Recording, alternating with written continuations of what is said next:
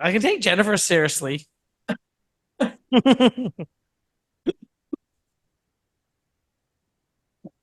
are you disappearing?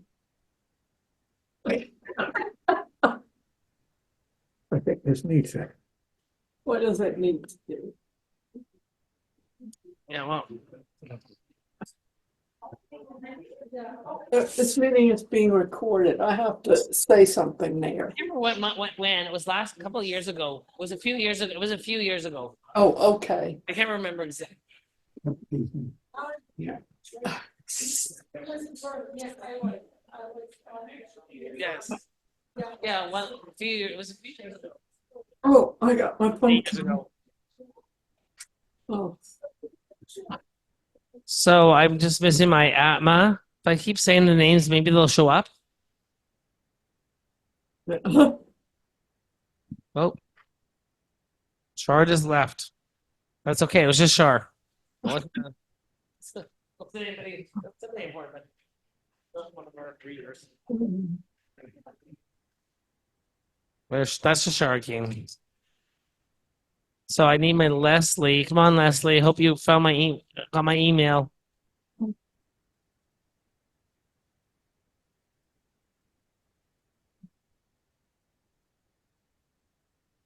Unless it's Halloween, she could be changing her name and she'd be going by. no, we got 9 minutes.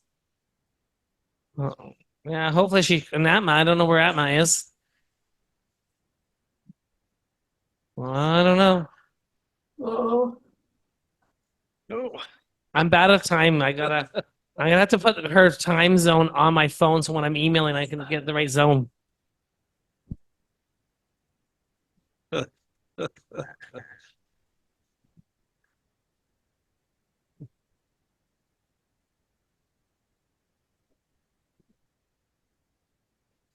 Okay.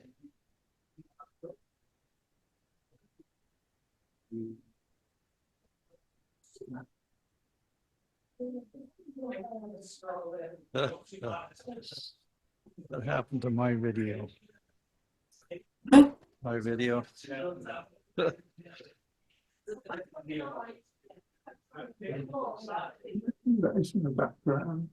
Okay, I missed what you are, David. I can figure you out, David. Oh, I'm just dressed up.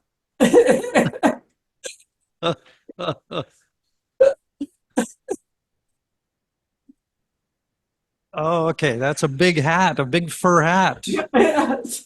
For borrowed it for China. Oh, yeah. Beautiful. I borrowed that hat to wear in Beijing, and when I got to the airport, I found out that everyone in airport security wore one. Oh, yeah.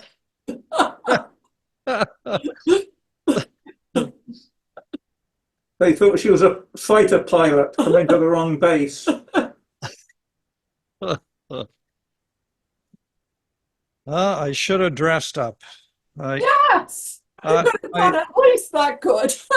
I had this urge this morning. I thought, it'd be great to just throw a costume together and just be in character the whole night, but I didn't get it together. It's been too busy. Oh, well.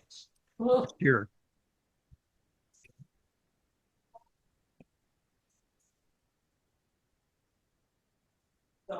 Okay.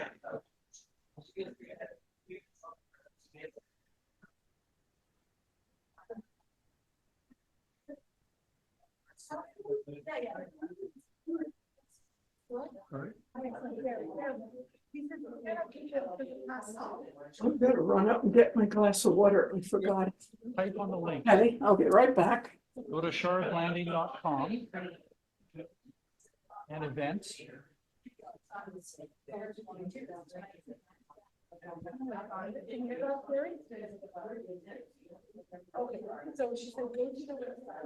Charslanding.com.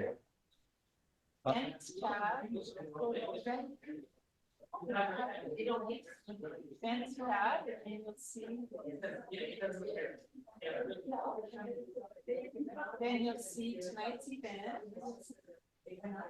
And then scroll down to the Zoom link.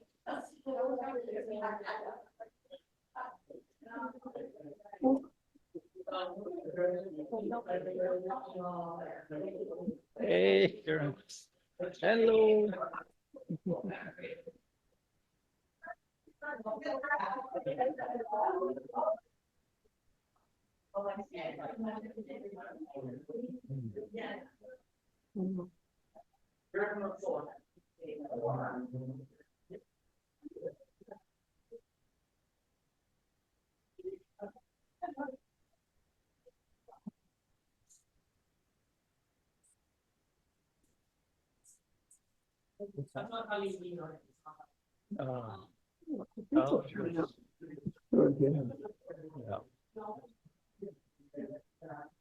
All right.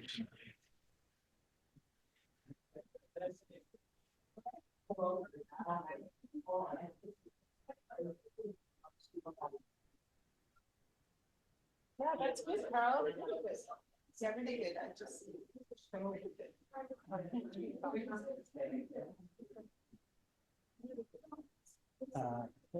Yeah.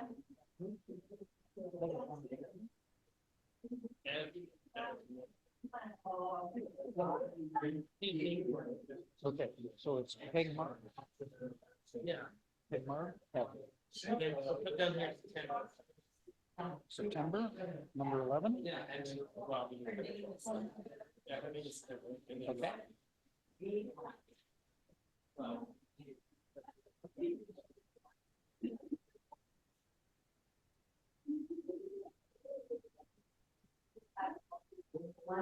You can pick it up just so lightly if you wish. I don't know. It's okay. Look, editing down.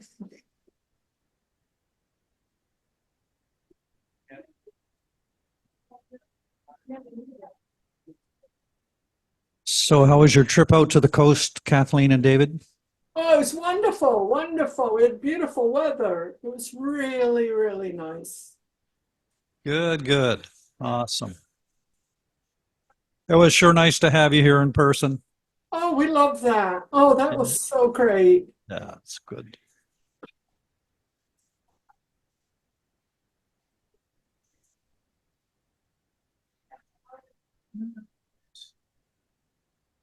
I realized I got the name of the road wrong. It's called Route 4. Yeah, I'm going to have to get Char to turn the volume up. Oh, I can't hear her very well. Could be my ears though. Can you hear her okay? Kathleen? Yeah. Yeah. Hello, Steph. Couldn't hear Kathleen there, but maybe it's just because they're chatting in the background. It's my ears. I don't know. Can you hear me now? Okay. All good. Hello, Stephen. Yeah. Okay, say something again, Kathleen. Okay, can you hear me now? Yeah, that's better. I got you now. That's good. All right. Yeah, we're good.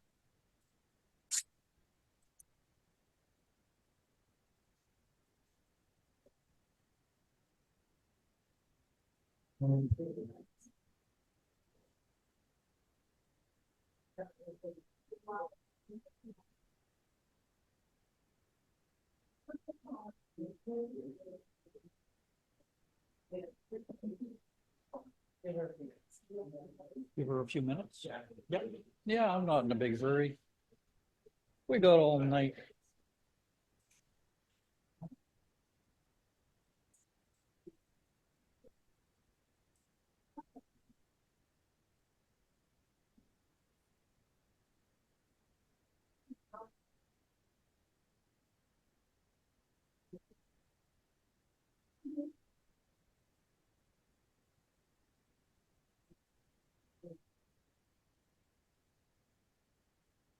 Hey, Dan.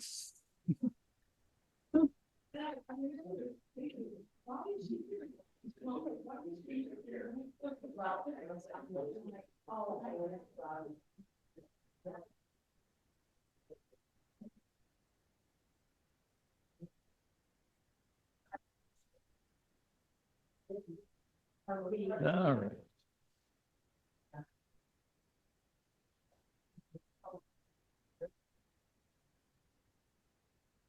There's no statue of that. It's either a statue or someone in costume. Don't think they've moved. I think it's a statue. It's a very still person in costume. Sure. She's going to talk to you. She's our featured reader. Hello, people on Zoom. How are you tonight? I'm so happy. I don't know which camera I'm looking at. I see it look at the mirror there. Oh, there you are. Hi. Hello, people on Zoom. My name is Lozan, and this is the traditional Kurdish regalia. And I'm very happy and very humble to be able to dress up, any excuse to dress up. You know, we love that. So it is Kurdish regalia, and I am from northern Iraq. Beautiful. Thank you. Hello, Harry and Steve. Oh, no, Even, it's- are you guys reading or listening? If you could just put in the chat if you don't feel like turning the mic on right now. What, is he talking to us?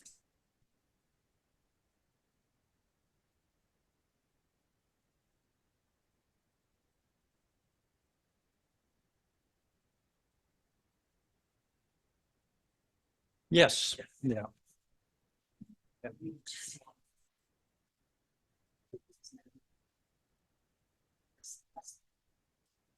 I know I can't take it so long.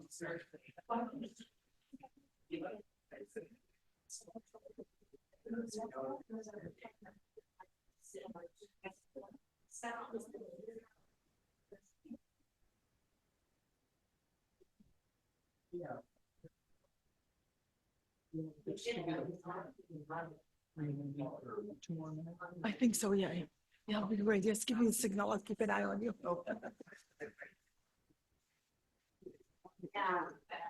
Third reader, so we'll do a couple of open micers first. Yeah, relax and into the groove. I like that. And listening to. Yeah, that's right. In case they trick you, get interrupted. Yeah. All right, that's good. All right.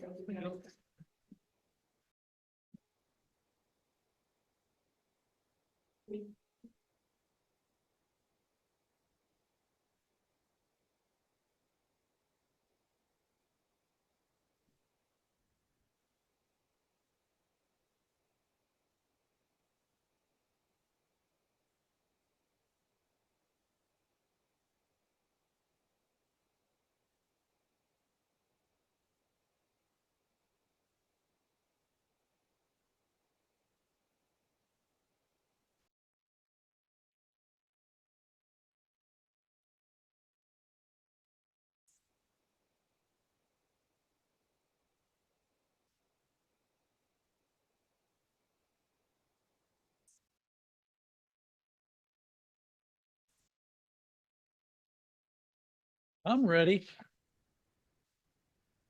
Electric Mermaid Emcee Derek Hanebury is a Puerto writer of poetry, fiction, and creative nonfiction who taught writing here at North Island College for many years. His new book, Something Else, is altogether is out.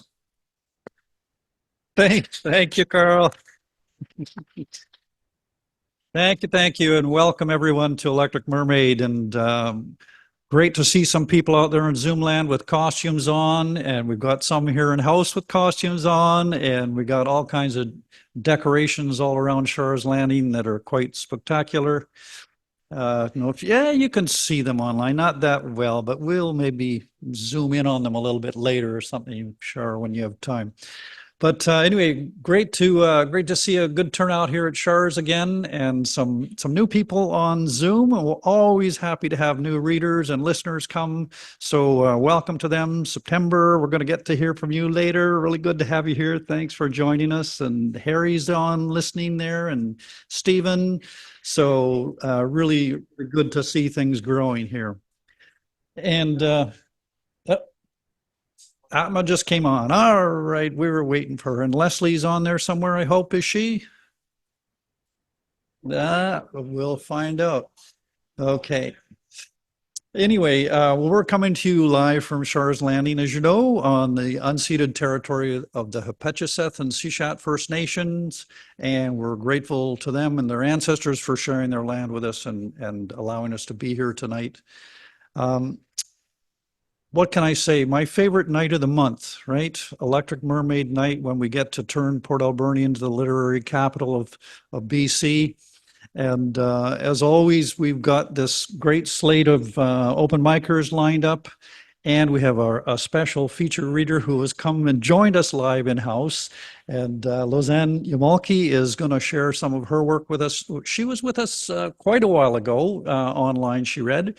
I think it was back during COVID, maybe, or during COVID. And so we're really happy to have her here as a featured reader. And she's come in traditional Kurdish dress, as she showed for those who were looking earlier. And she's brought her drum along. So it's going to be a really, really great evening. We're so excited to be here. So just want to say a big shout out to Char, first of all, though, for hosting us here at Char's Landing and for being the electronics wizard that she is. And of course to Karl, our moderator, for lining everybody up. For Sheila back there behind the bar, keeping us fed and watered. And to everyone who's joined us here tonight, it's going to be a good evening. I've got a good feeling in my bones about this one. So if Lesli is here, she's supposed to start out, but she might have, she's over there in Germany and it is 3 o'clock in the morning or something for her. So she might have slept in. So if she doesn't pop in soon, we'll keep a slot open for her later and see if we can work her in. So that means we're going to start off with Dan Biggs here live in Char's. Is going to read some more of his novel to us, I think. Oh, we're just going to need a minute there, Dan. So take your time. How's this? That volume sounds good, but just hold off for a second. Char is just going to have to do a little bit of technical work here. Yeah, the platform updated and things have changed. Isn't that the way things go? Just when you get things under control and they update it, you run the update and everything's upside down. Ups. Yeah. Almost there. Good to see you got your poppy on, Dan. Yeah, I just picked it up at the door. Up at the door here. Good, good. Reminder to others here that there are poppies available. There are also a copy of our featured readers' books there if anybody wants to pick one up. And if you get it early enough, of course, she can sign it before you leave. So all the better. Yeah. And for people out in Zoom land, of course, if you are feeling up to it, we can always be happy to accept donations at electricmermaidreads@gmail.com for Char's Landing to keep things going here at Char's. I tell you, it was a tough go for Char to get through the COVID thing, but she managed, and it was, I think, thanks a lot to people like you out there in Zoom land who kept contributing, and she managed to make it through and to the other side here, and so we're so grateful. Char's is like it's the entertainment hub of Port Alberni, really. She brings in so many wonderful artists, and almost every night of the week there's something going on here. So it's really a crucial part of Port Alberni's cultural space. So we're good to go now, Char? Everything's under control? All right. We'll turn it over to Dan then, and Karl's going to keep the 5-minute thing going and ding the dinger if we need to, but relax and let her go, Dan. Thank you. Okay, this is chapter 6. The dusty mirror hung from a hook on the back of the door and swung with the motion of the ship. The Filipino porter brought her hot water in a galvanized wash basin. Maggie stood before the mirror naked. Feeling tall, she drew her breath in deeply and pressed the flat of her hand against her stomach and thought, "When will you let me know you are there?" A little closer to the mic there, Dan. Sorry. Okay, when will you let me know you are there? Lifting her hand, she saw the crescents of grime under her nails and the dirt in the folds of her knuckles. She noticed her stink and her skin, an oily sheen. She washed vigorously until the water became black and lost its strength. She dressed in haste and again stood before the mirror. in lace boots, a bulky Yankee-hide denim shirt, heavy corduroy coat that slumped her shoulders. She frowned at her blonde curls, salient from crusted perspiration and the compression of sleep. She studied the reflection looking back and thought how she resembled her mother. Mother in oversized dresses she wore. All her clothes were one size too big, and always miserable, downtrodden from the demands of life. Did she ever have dreams or wants, or was she what she wanted to be, or was she so deep in she had to be the acolyte? I didn't want to stop at 4. If the Lord had let me, I would have had more. He lost 2 brothers before their first birthday and 2 others before they were born. God took my womb when Lizzie was born because he needs us to help your father bring God's wisdom to the people. With a reddening face, her tirade will not end. God chooses for us. It is not good to have choices. Was she ever like me? She knows there is a world out there. Did she ever want to be free to see it, free to fill her mind with it? She looks deeper into the reflection, into the eyes, into the recesses of the small black circles surrounded by the blue rings. She sees herself next to mother, and tears slip as they merge. The springs squeak as she sits down. She looks at herself again. With this coat, they won't know for months. Does he know? He must. How could they be so cruel? They've been cruel already. They've thrown me away, thrown us away. I will have their grandchild. If mother had wanted something other in life, perhaps she let it slip away and hadn't the strength to run after it, and her children became a reason to be. But I'm her child, the voice in the back of Maggie's mind spoke. I'm not a child anymore. Without children, what was mother? Maggie remembered a sermon after a suffragette rally had marched through the street outside the chapel, and the pastor saying, only the sisters, the nuns, those who have given their bodies to the Lord, should be without children. She opens the heavy coat, feels her stomach, and whispers, are you my reason to be? I hope you grow strong and smart, and maybe one day we will be free and we will walk the streets of Paris together. A hollow rap of knuckles on the metal door. Land, miss. She pulls on a knitted woolen cap with pink and yellow flowers woven along the edge, takes up her bag and leaves the metal room, the cavity. Over the grating screech of the closing door that sparks as it slammed, she feels as if she's falling away from the rungs of a ladder into cold, swaddling arms. As she ascends to the deck, the air damp, the sky a lighter shade of gray, unfolds to an ugly coastline she cannot look away from.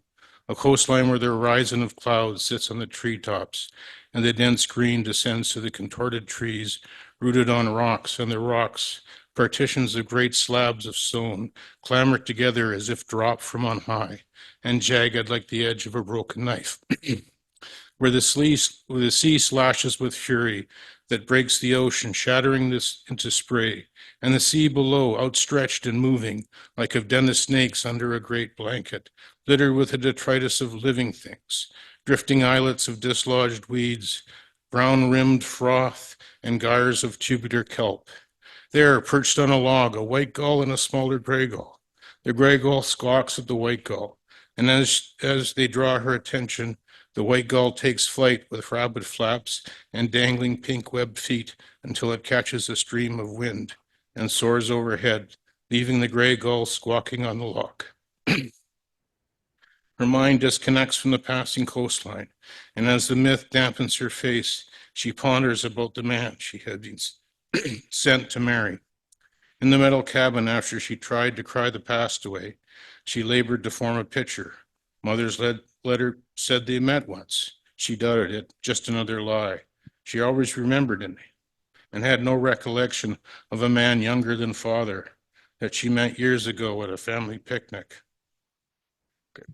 Beautiful. Thank you, Dan.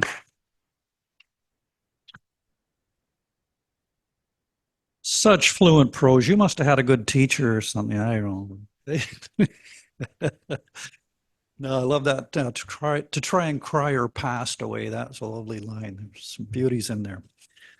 All right, and we're going to stay with our tradition and have 2 open mic readers before we go to our features. So we'll go to Zoom land now, And Jenifer Wenn is standing by there in London, Ontario. Good evening, Jenifer. How are you? Not too bad. How are things out there? No complaints. The fall rains have come and we're settling into it. It's all good. Okay. Well, you're used to it, right? That's right. Yeah, it's normal. Couple of things tonight. Just hang on a second. I think Char's going to need another minute here. It's a Sure. small glitch going on. That's all right, Char. No worries. Yeah. Yeah. Are you going to read from here through the silence? I've got no. These are newer things. Great. They're newer than that, and they're newer even than the Emergence book that I read from last month. Okay. I wish I was as prolific as you. You just keep plugging away. Yeah, good on you. Good on you. All right. How are we doing, Char?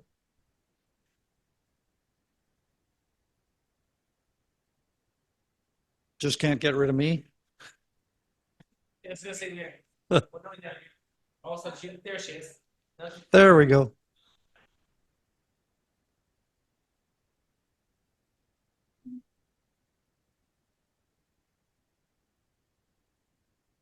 No worries.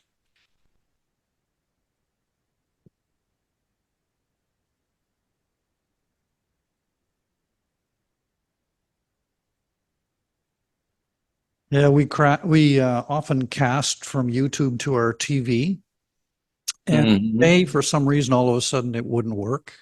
And those are the times when, thank God, you've got your daughter living in the basement, and she came up and, she unplugged the Chromecast and plugged it back in. And like in 2 minutes, she had it going where we had spent like 2 hours trying to fix it.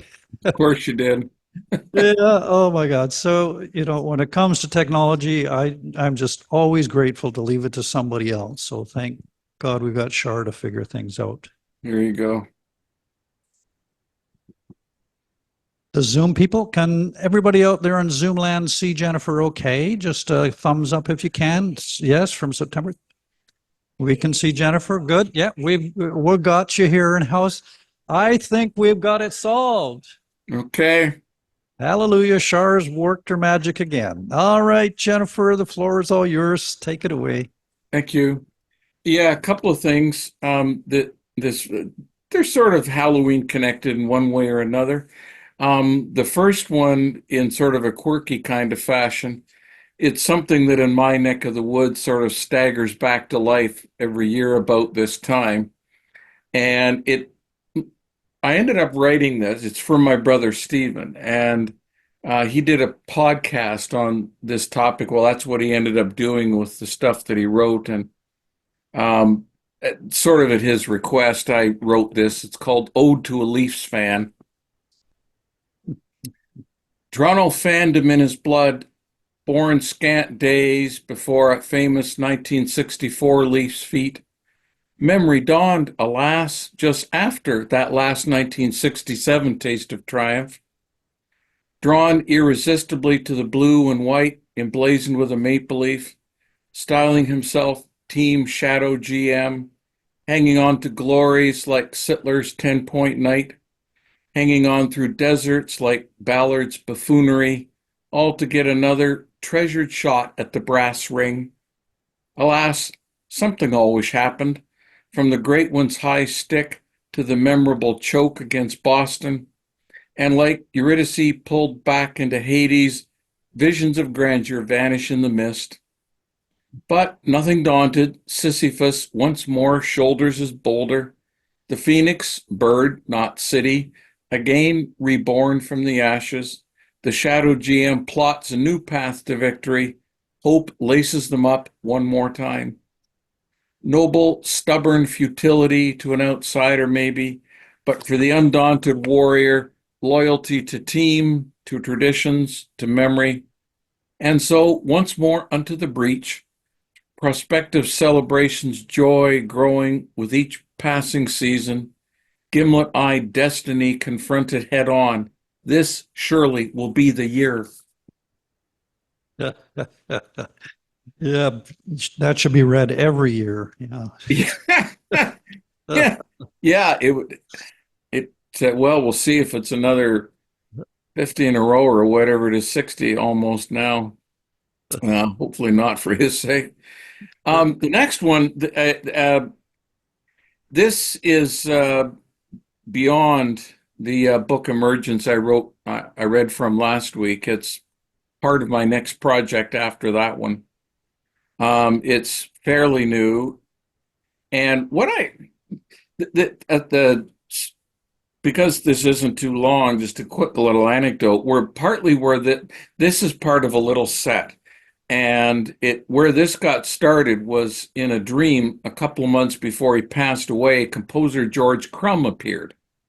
Now, I have no idea why, because I had no acquaintance with him whatsoever, except a passing reference in a music history appreciation course I audited back in the early 80s. And so I have no clue anyway, so I thought, well, this must mean something because he was there offering me a gift in this dream.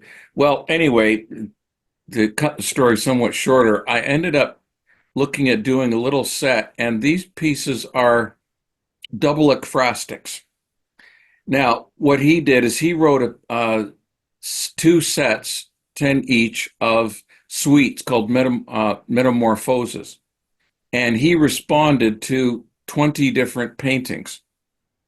And these were things he wrote between 2015 and 2017. He was very old by that point in time. He was 90-something when he passed away, 2022 or so. And they're short and they're for prepared piano. So there's all sorts of things going on with the music. You know, the lid's open and you're got your finger on the string or a fork, or, you know, you're making wind blowing noises or any number of other things.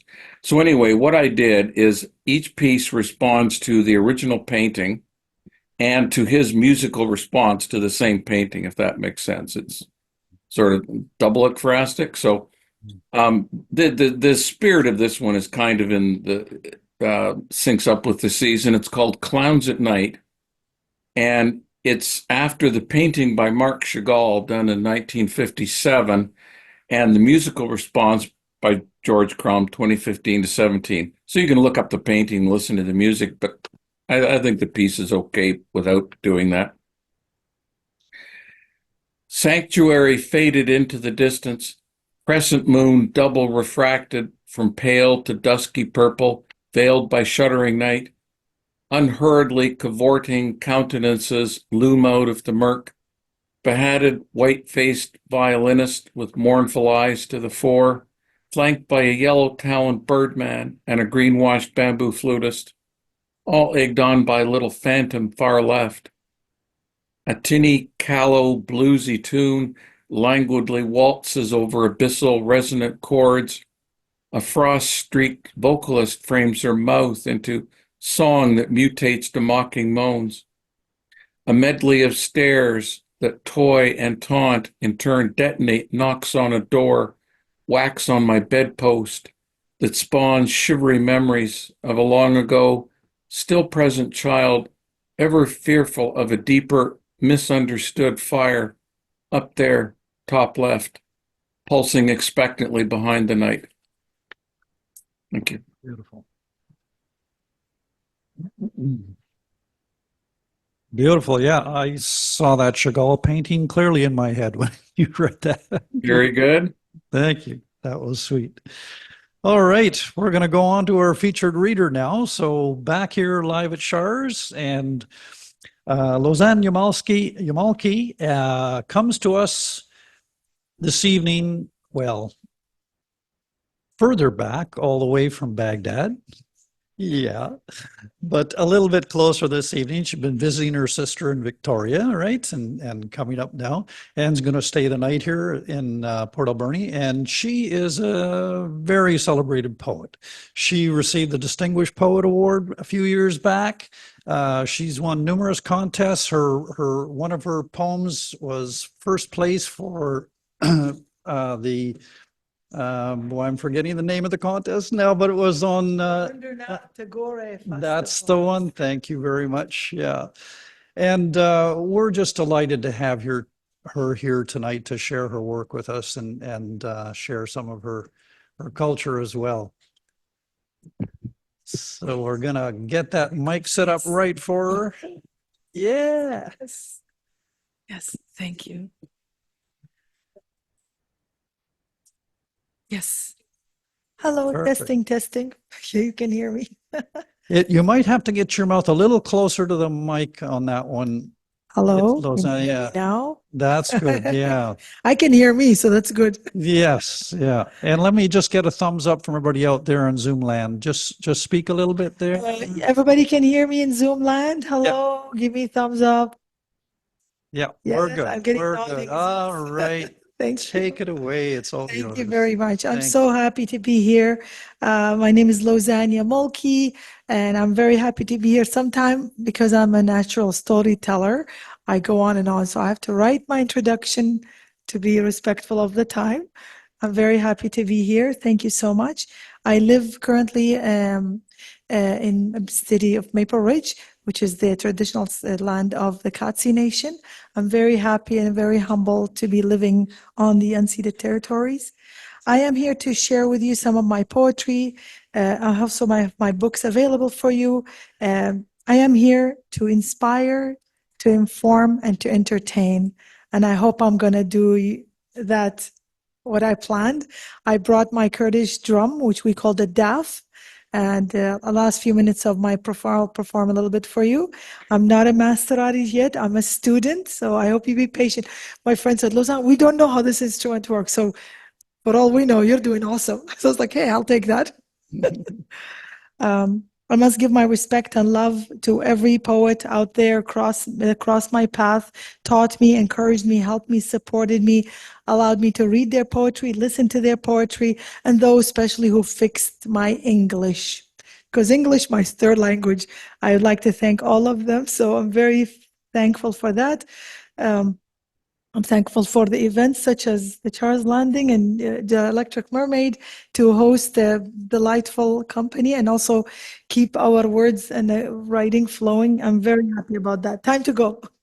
I heard the ring. A famous poet, dancer, and activist, and a scholar. Her name is Maya Angelou. I'm sure you're familiar with her. She was also a famous world author. Said, people will forget what you said. People will forget what you did, but they will never forget how you made them feel. I know my presence here among you is already memorable for me. I'll know how I feel, and I hope I keep that feeling. And I hope that it's going to be my drumming and my poetry will leave an impression on you and make you not forget how you felt tonight. Before I start, I would like to send a huge loving shout out to my dear, dear uncle, Siran. He's my uncle, and he's the one that told me I'm a poet before I knew I was a poet. So, uncle, if you're out there, I love you. Hello, and thanks to my uncle. Thank you so much. I am going to give you a little bit of sneak peek of my, I'll try to keep an eye on my time. So my idea is to read you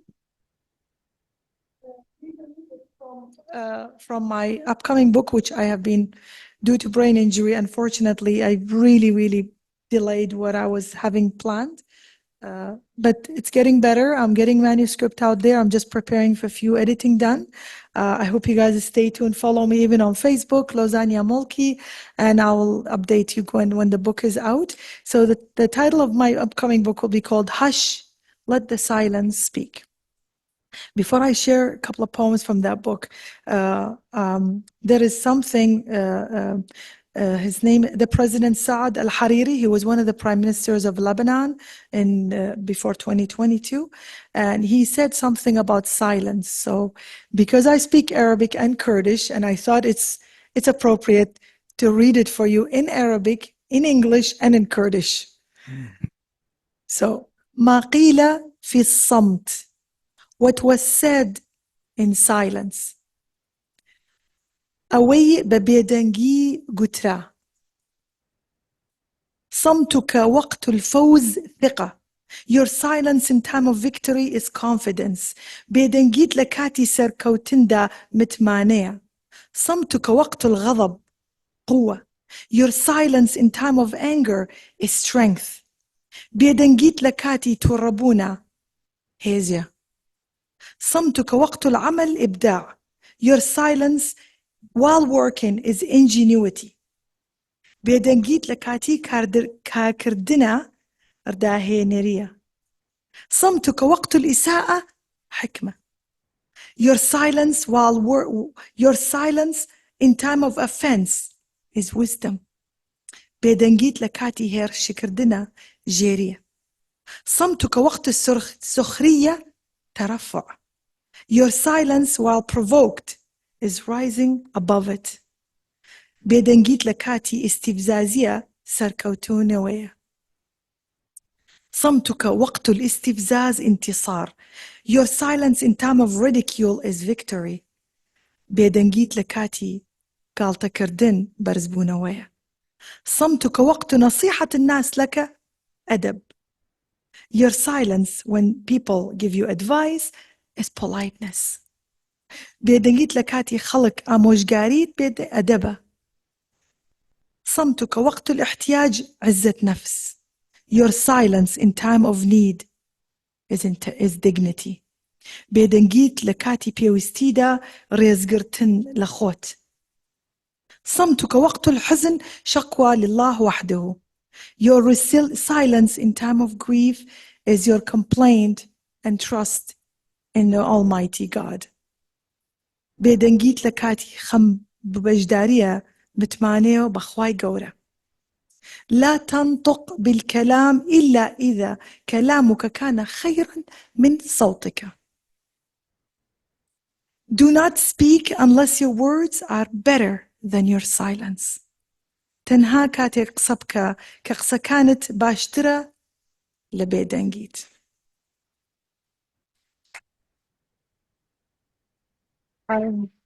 Thank you. I work, part of my job is I work as a freelance interpreter, and sometimes I get inspired because I work with all people of all walks of lives with my interpretation. So some of the things I learned, I also worked in care homes for about 14 years, 11 to 14 years. So a lot of my poetry also came from watching and seeing people and experiencing. Hush, let the silence speak. When you hush and let the silence speak, you will find that silence is a language. Freedom can enslave you, mind, body, and soul, and solitude can be a noisy place in your mind. You will discover in the silence that you can find unmatched beauty to fall in love with in imperfection, in brokenness, and in pain. You will awaken to the knowledge that God, that many of us fear and revere, is a brilliant artist, an architect, sometimes a prankster with a good sense of humor. In the silence, you will realize that nothing on earth smells sweeter than the scent of a newborn baby, and nothing can be more intoxicating than the long, passionate kiss of a lover after a long time apart. When you let the silence speak, you'll become aware that nothing can make you sadder than the memory and the voice of a beloved, departed loved one, that loved one you wish would walk through that door just one more time.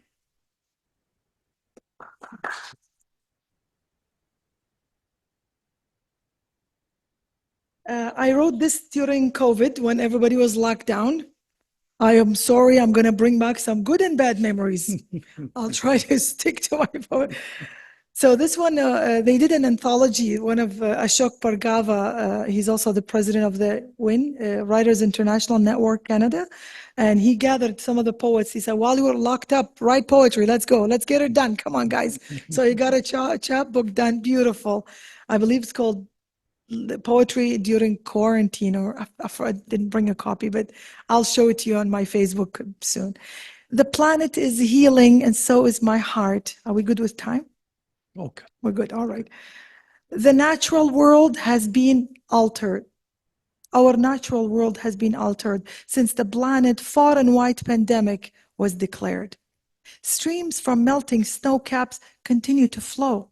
Refreshing spring, sun, and rain keep awakening the tree branches, seeds beneath the earth, and creatures beneath the soils and in the forest, waking up from their deep slumber since last fall.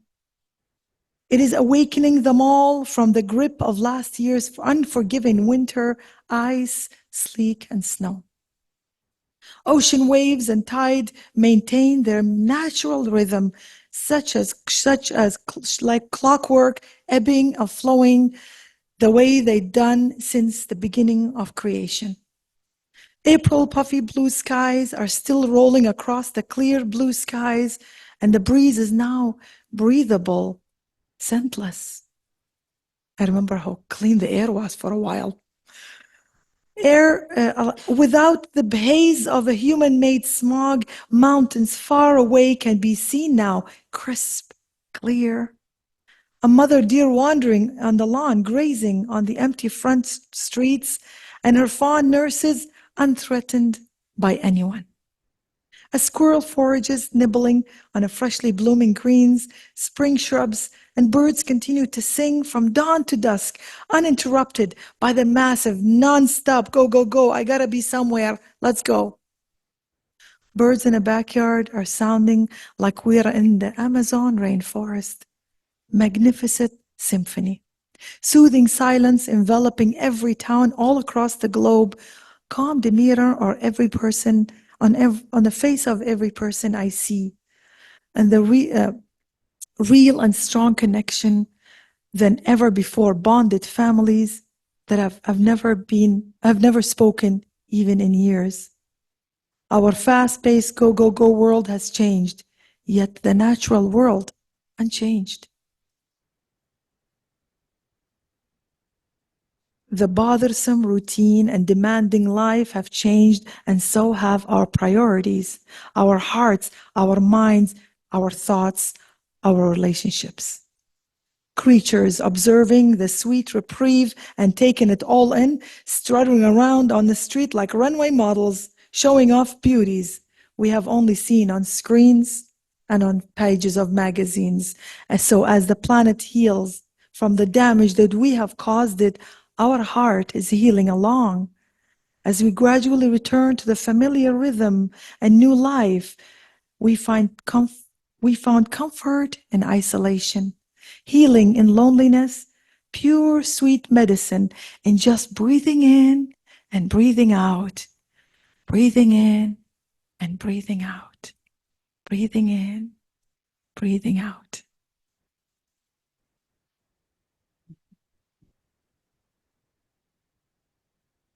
Sometimes it's the simple things that matter, right? This poem, I'm not sure if I shared it before. This is called I Am Here. This is the poem I wrote in 2017 before the brain injury. I was commissioned by the DeCapo Chamber Choir to write a poem about my refugee experience because they selected 3 poets from all across Canada. The grandson of a refugee, which was Clark Eliot. I forgot his name. Clark Eliot, the poet. And they selected a daughter of a refugee who was a poet. Her name is Braun. I forgot. I'm not good with memory. I'm forgetting. And that was the last category, who was a refugee. And they wanted us all to write about the refugee experience. They put our poetry into a chamber music, and it's an incredible. It's called The Following the Moon Road. This is reflecting of my own journey as a refugee and watching what's the perpetual stories we watch everywhere, unfortunately. I am here. You won't find me in the abandoned towns, the empty schools, playground, or the collapsed hospital of my homeland. You won't find me at my friends' houses, on a bicycle in the park, or in a roofless home on a dark and frightening night. You won't find me in the market that is now colorless and empty. You won't find me on a prayer mat that is now a sniper's enclave.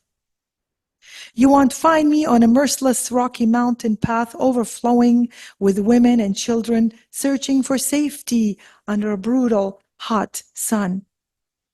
You won't find me covering my ears to drown out the din of the relentless bombing. You won't find me in cities that are blanketed with smoke, carpeted with the blood of the innocent, oozing beside a fading horizon that begs the sun not to leave at dusk.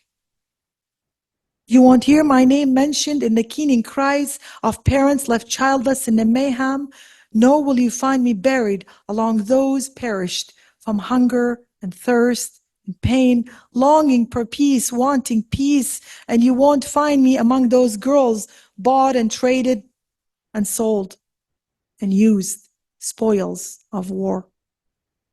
You won't find me clinging to dear life on a flimsy boat, crossing the sea in search of a new place to call home, and you won't find my life jacket floating. You won't find me drowned in the sea, washed up on an unforgiving shore, or wrapped in a golden rescue blanket, unable to speak or cry.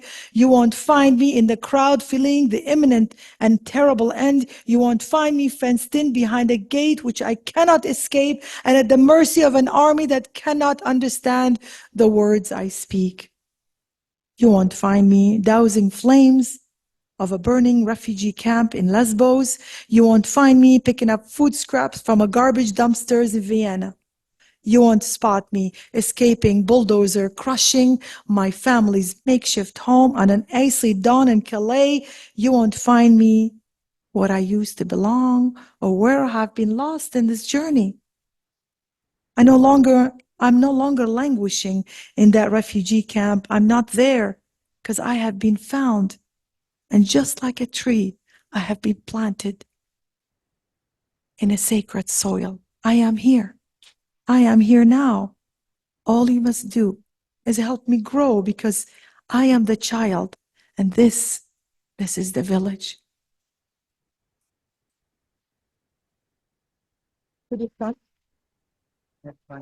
Thank you.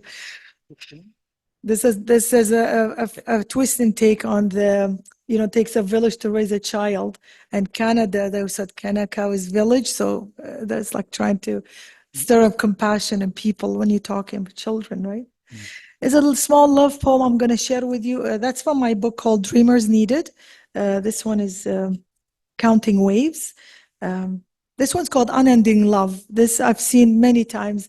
I have seen couple in love over 50, 60 years together.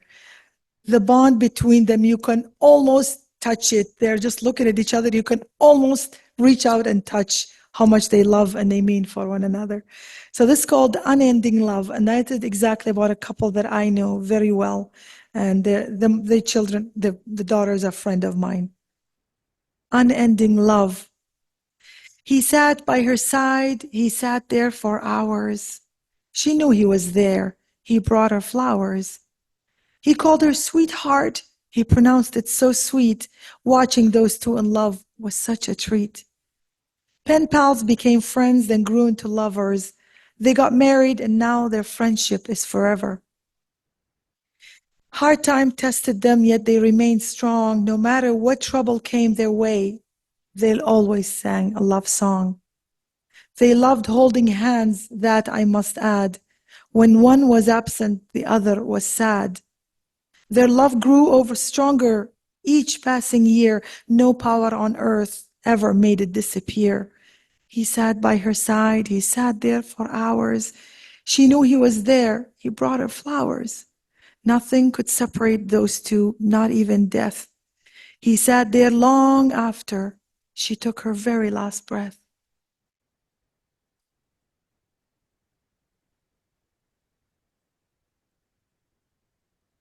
This is one of my publisher's favorite. This is from the Silver Bow Publishing. My publisher, her name is Candace James.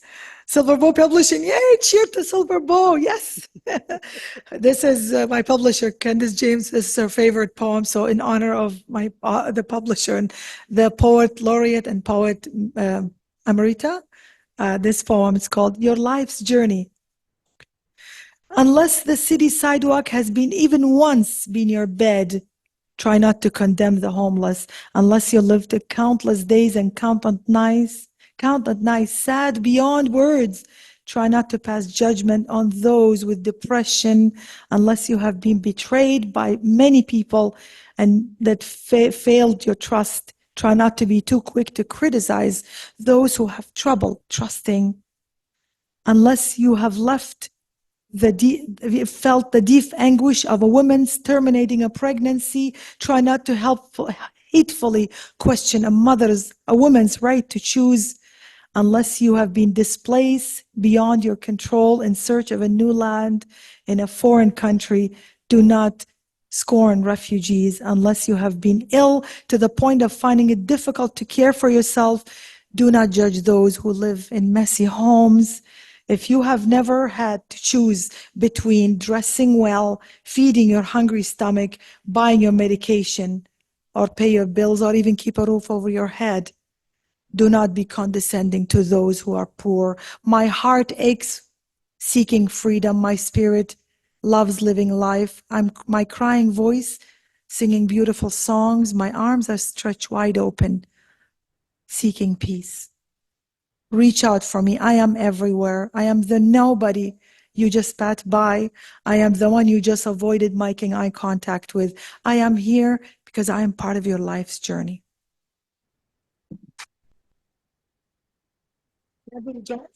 So now, thank you so much for listening to my poems. I'm very happy to be here. My poetry books are available for later if anybody wants it. I'm going to share with you some of my depth.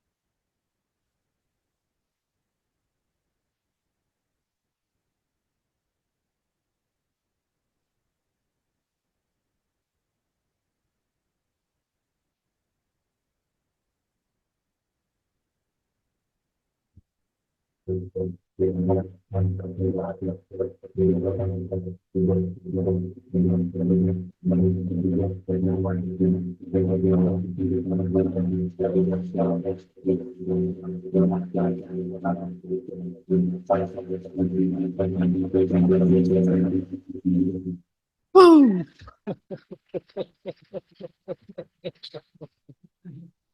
Beautiful, beautiful, beautiful. Thank you so much, Lozan. That was awesome. We're going to open it up for some question and answer here for a few minutes, if you don't mind.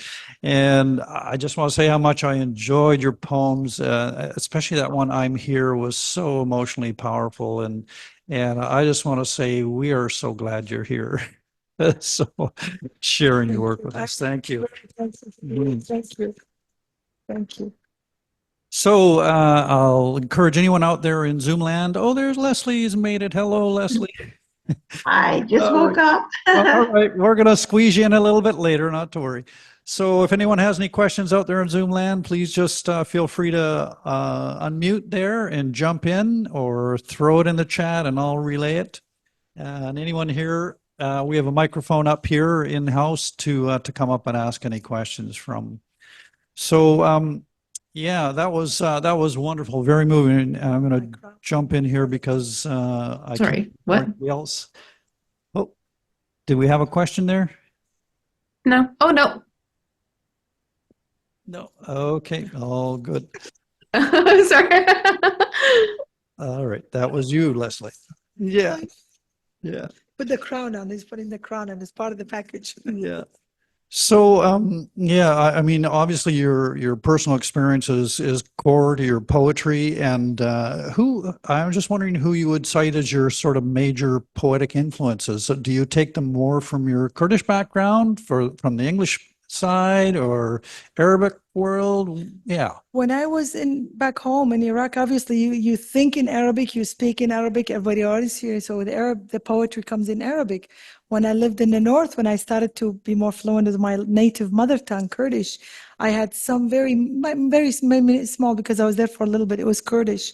But since I've been in Canada for almost 30 years, I think in English, I talk in English, I dream in English. It's another story about dreaming later, but it's just all English. So it comes out in English.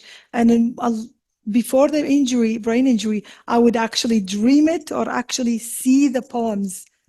Most of my every other poem I have written before the injury would actually come to me, title and all. Just or something was incredible.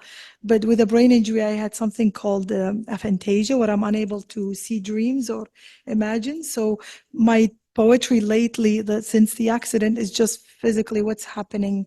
For example, with brain injury, unfortunately, some of these things people don't comprehend with brain injury. Especially in the past 4 years, I lost the ability to cry. As I recovered, I cannot cry. So when my beloved member family passed away, I could not cry. I'm watching the whole thing.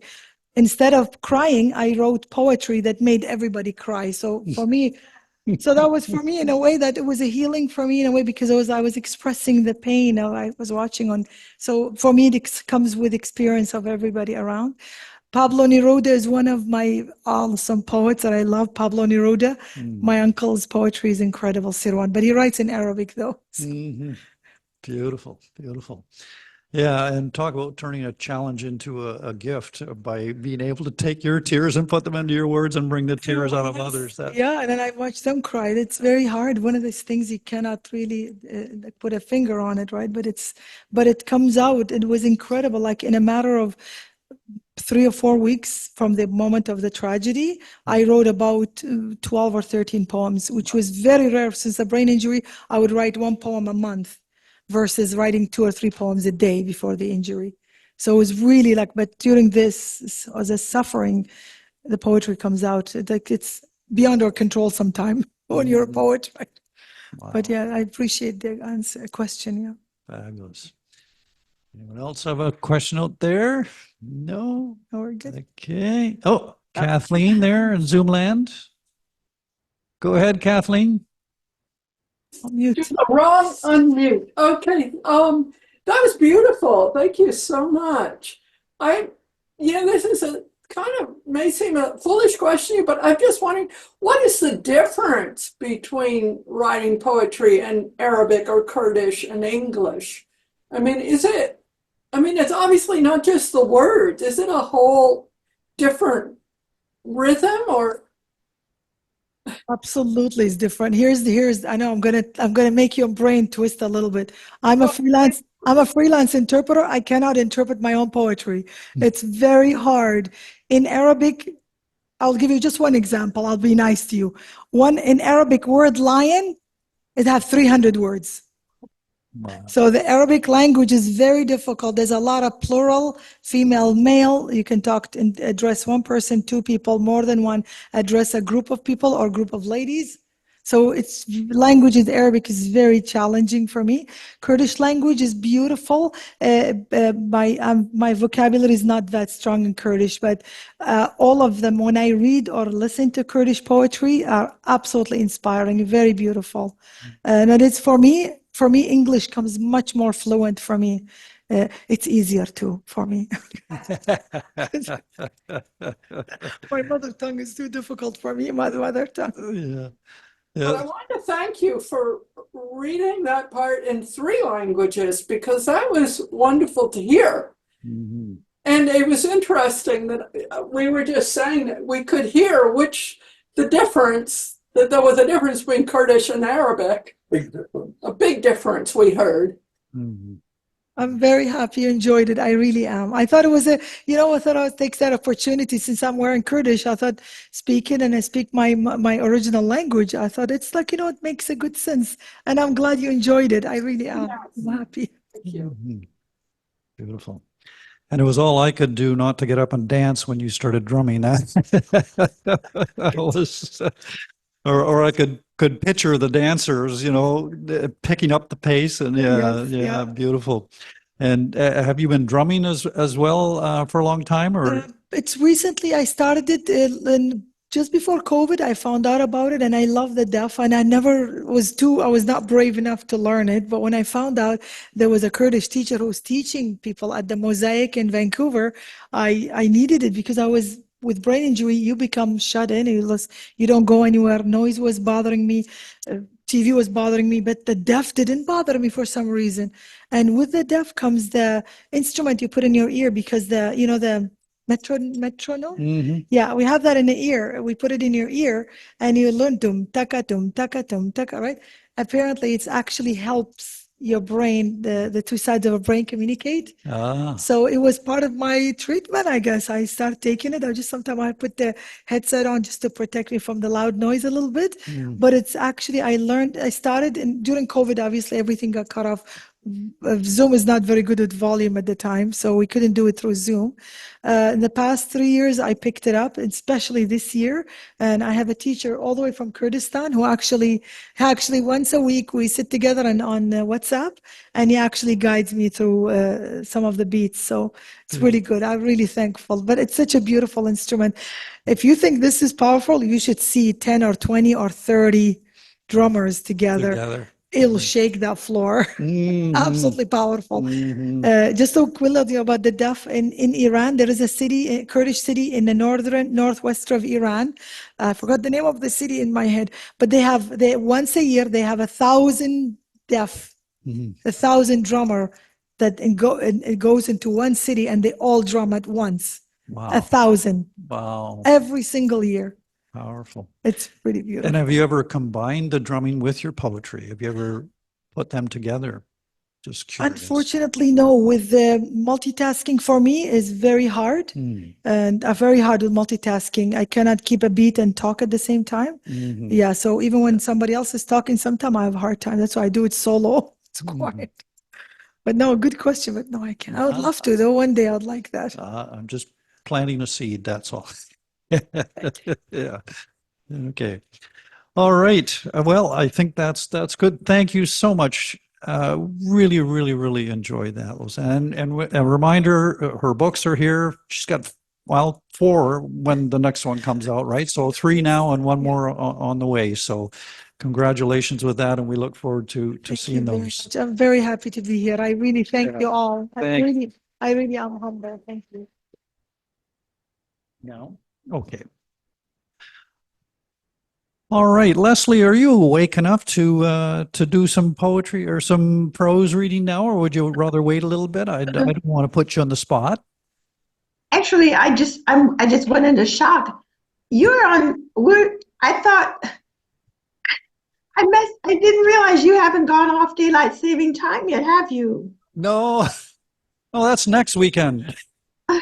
And we went off of it last weekend, so I just assumed, I got up, I'm ready to, and all of a sudden, I think, why are they already reading? Oh no. That's why Karl sent me the email. I didn't understand what's going on here. I just figured it out. Yeah. So Actually, you're I good. don't mind. I don't mind switching with David or Kathy.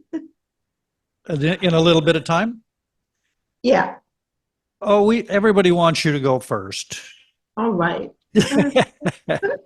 All right. All right. I have laryngitis. So this is a fairly short text, and actually, I was just listening. I'm so glad I'm going to be able to see this on YouTube in a few days, and hear all the the poetry that I just missed. I can't believe it. But I was listening to the part about the brain injury, and of course I had meningitis, and that's also in a way a brain injury. And after, during the time I was recovering, it took me 2 years until now to sort of feel like my brain has come back to the way it used to be. And so in that time, I was just writing, even in the hospital. I was in the hospital for a long time. I was writing like these little short incidents about my life. And I picked a short one to read for today. And unfortunately, this is something that really happened. Okay, so she misses Michael when he moves away, even though he still lives in Brooklyn. His mom makes homemade ice cream with 3 different flavors. They sit next to each other on the side doorstep, and he spoons his chocolate ice cream into her mouth in return for her giving him his strawberry. She likes the chocolate and vanilla, but she hates strawberry. They play so much it is more like soup by the time they are done. There are pink rivers and chocolate rivers all mixed together, but she doesn't say anything when Michael puts the spoon in her mouth. Michael's mom watches them from the swing where she is sitting. She sees their bare thighs touching, but she doesn't say anything. When she gets up to go back inside, she pats him on the head before squeezing through them and pushing open the screen door. She says, "You two are too cute together." She doesn't believe him when Michael says he is moving, even when her mother tells her it is because Michael will be going to St. Anthony's Catholic School up on Newton Street. She knows that people do not move to go to a school that's 2 blocks from their house. Michael told her himself that he is not Catholic, so why would he go to a school where he has to wear a green tie and a green sweater to school every day, even in summer, and tell the nuns all the bad stuff he did?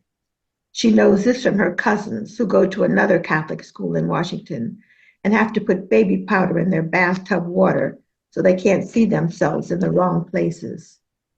Sometimes they make up stuff to tell the nuns. Michael says she shouldn't tell, but a colored family is moving into the house next door, and his mom says they need to go someplace where he can have some friends. His mom doesn't want him to talk about it. She doesn't tell him that she thought they were friends. Summer vacation is almost over when Michael disappears. Somebody says they saw Michael getting into a strange car near the Maryland border. Her father says they should look every time they go outside. Maybe they will find him. But her mother says somebody has got that child. When she is lying in bed, she wishes she had told him that she would never forget him, even when he moved. She remembers the ice cream on her thigh and how it tickled when he licked it off. She remembers how they sat on the step for a long time until her mother called and said she had to come home. Michael put his arm around her shoulder. It was their first time. The next day, she heard on the news that he was missing. Ooh.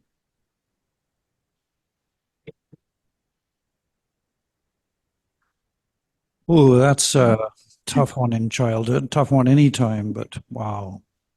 Yeah, they Was found he, his body. Hmm? was he ever found? Dead, yeah, in Florida, Oh, weeks dear. later. Oh dear. Sorry. No. Yeah. That was beautiful. Anyway, spoken straight from the heart, and I could just see the two of you sitting on the steps there eating that ice cream. Beautiful. Yeah, he lived across the street from us, and we never thought anything about our friendship. I would run up there every day, after I did my homework, and we would just sit together and, sit on the stoop, and we were friends. Yeah. Mhm. Beautiful. All right. Well, thank you for sharing that, Leslie. And I hope your laryngitis clears up. You did really well reading anyway there. It was all clear here. So thank you. Okay, thank you. Okay.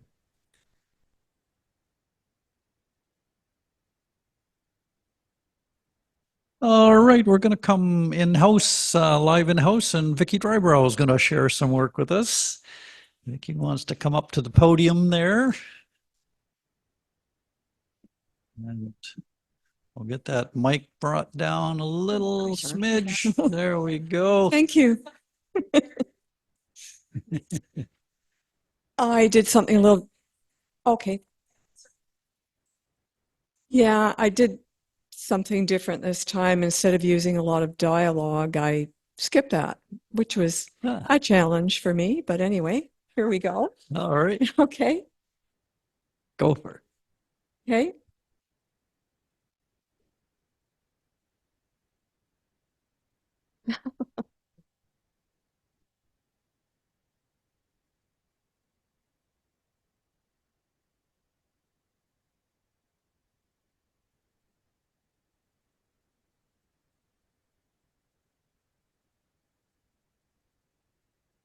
We're down to 2. That's good. That's progress. 2 in the screen. Oh, She. We're really not trying to get rid of you, Leslie. We want you around. On my screen, it looks fine. Sure. I mean, there we go. It's all good. Can you all see Vicki now out in Zoom land? Just Vicki as the main screen? Yeah. All right. We're good. Okay. We're good. Thank you, Char. so yeah, this one is done with just about no dialogue. It's called Dad's Gin. Thinking back on it, my father's gin was the source of a great deal of my mother's discomfort and stress. She didn't complain. She saw that as a sign of being a poor wife, but she sighed and occasionally rolled her eyes. To me, it felt as if she was being expected to do something that was too much for her. The liquor store in town was at the top of a very steep hill. Coming back down, she picked her way over the broken pavement, and I worried that she would slip and fall. She had fallen twice in her life, once when she was skiing and once on her icy back steps in Edmonton. Both times she had injured her back. I didn't know what I would do if she fell. Who would I ask for help? What if she had to go to the hospital? How would I get home? She only weighed 96 pounds, and they had taken the muscle in her upper right arm when they removed her right breast the year before I was born. My father should get his own damn gin and not force her to do things that weren't safe. The problem with the gin was that if my father didn't have it, he was angry, miserable, and impossible to deal with. The house became a cauldron of bitterness and blame as my father silently did one thing after another to make my mother feel guilty. Once he got down on his hands and knees and wiped at the tiniest of marks on the kitchen floor. He barely touched his supper, even though we all knew he was very hungry after working hard all day. We ate in icy silence because we dared not try to start a conversation. Even when Sam told him something nice that someone had said about him, he found a way to twist it into an insult and snapped that Sam didn't know what he was talking about. After supper, he always sat reading or napping in his chair in the living room, so we didn't dare put the radio on in the kitchen. Instead, we sat on Sam's bed with the door closed, playing gin rummy and listening to music on his broken plastic radio with the broken corner. It wasn't the gin so much as all the effort my mother had to put into hiding it that added to the stress. Even on the grocery list, it was written as nails. Other people had bottles of booze sticking out of their grocery bags or clinking about in a box in the back of their truck or station wagon. But my father's gin was always wrapped tight in brown paper and wedged in a shopping bag with groceries, so no one would know it was there. I couldn't understand that because 15 years ago, when my parents first moved to the island, my father didn't care who knew that he drank. He would come home late on Friday nights, having spent the crossing from Vancouver in the bar on the Princess Elaine, and was completely pie-eyed, as my mother called it, by the time he got home.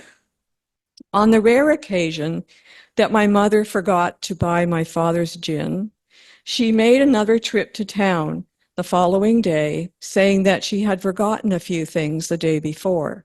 She wasn't fooling anyone because we all knew why she was going.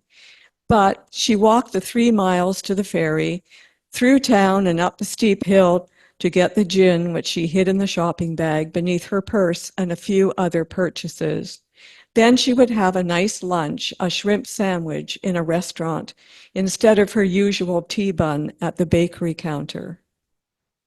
When she got home and my father had the wood box on the porch full to the brim, and the kettle simmering gently on the back of the stove, the blue arborite table under the window set for tea with 2 cups and saucers, the matching sugar bowl, a can of Pacific milk, and 2 side plates for the digestive cookies they loved, she smiled and said, "This is a surprise."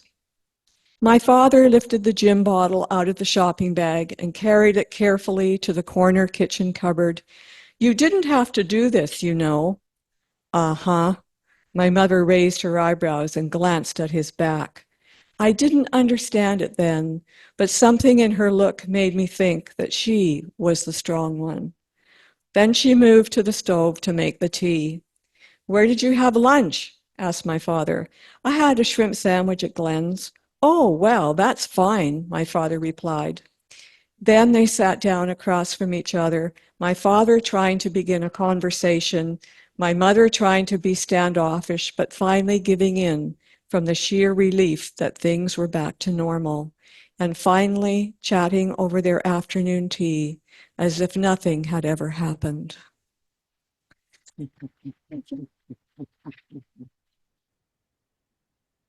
Nice, Vicki. Thank you. Yeah, that didn't need any dialogue.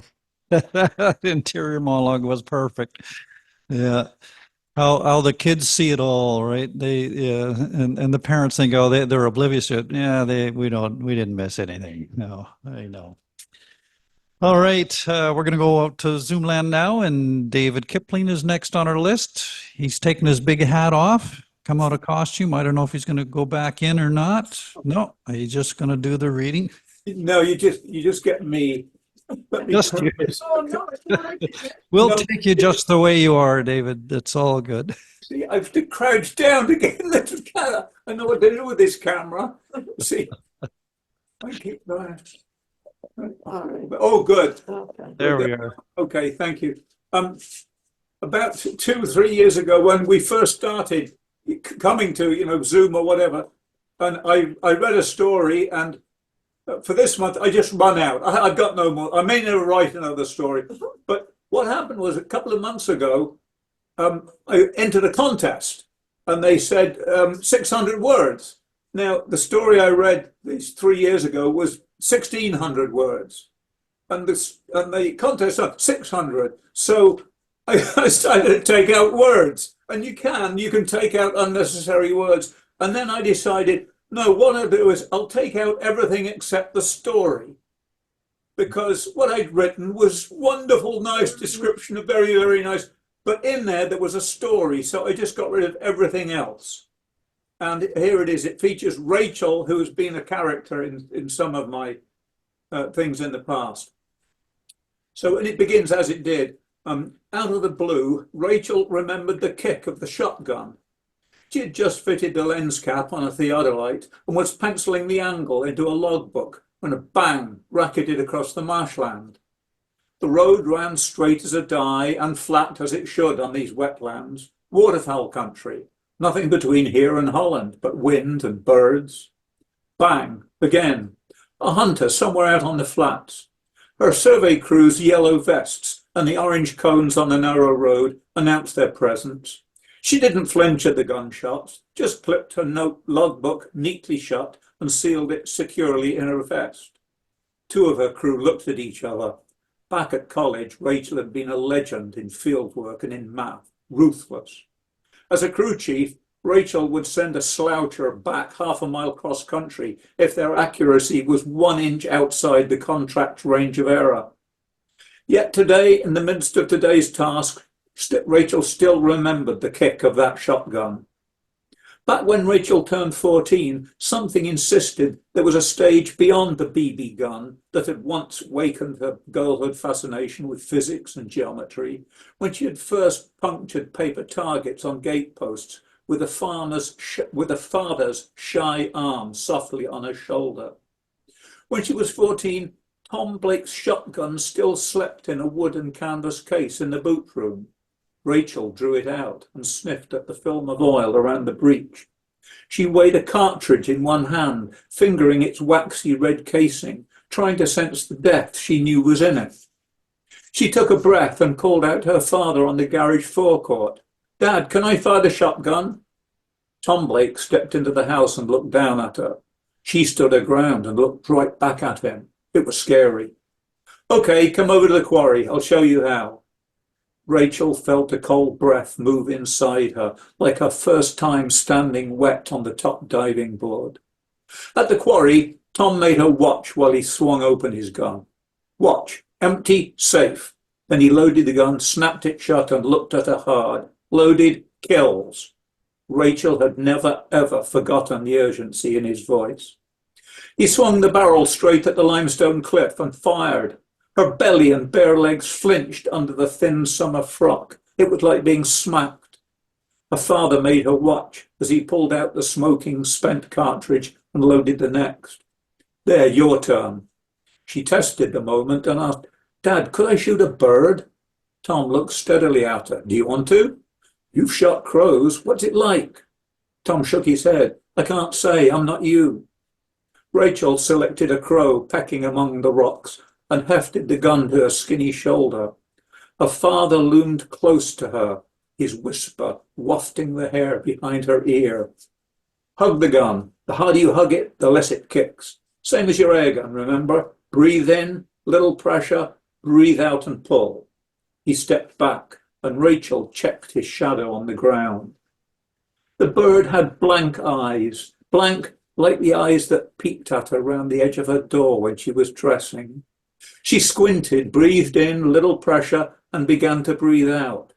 A sandal slipped on the gravel, and Rachel had fallen backwards, the shotgun flailing askew as she pulled the trigger.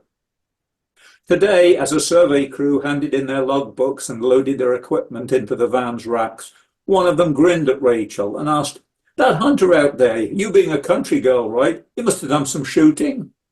Rachel paused at the driver's door. "For fuck's sake, Debbie, tripod goes head first into its holder after you wipe that shit off the spirit level."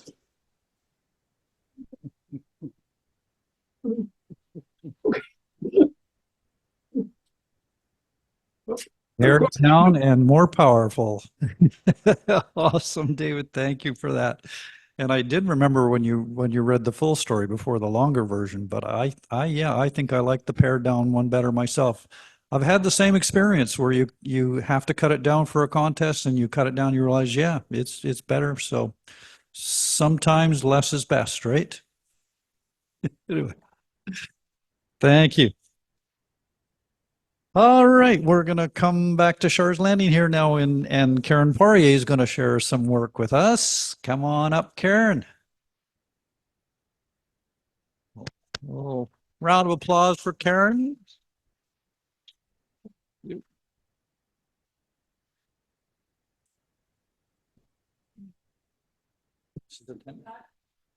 I think so. Can you hear me?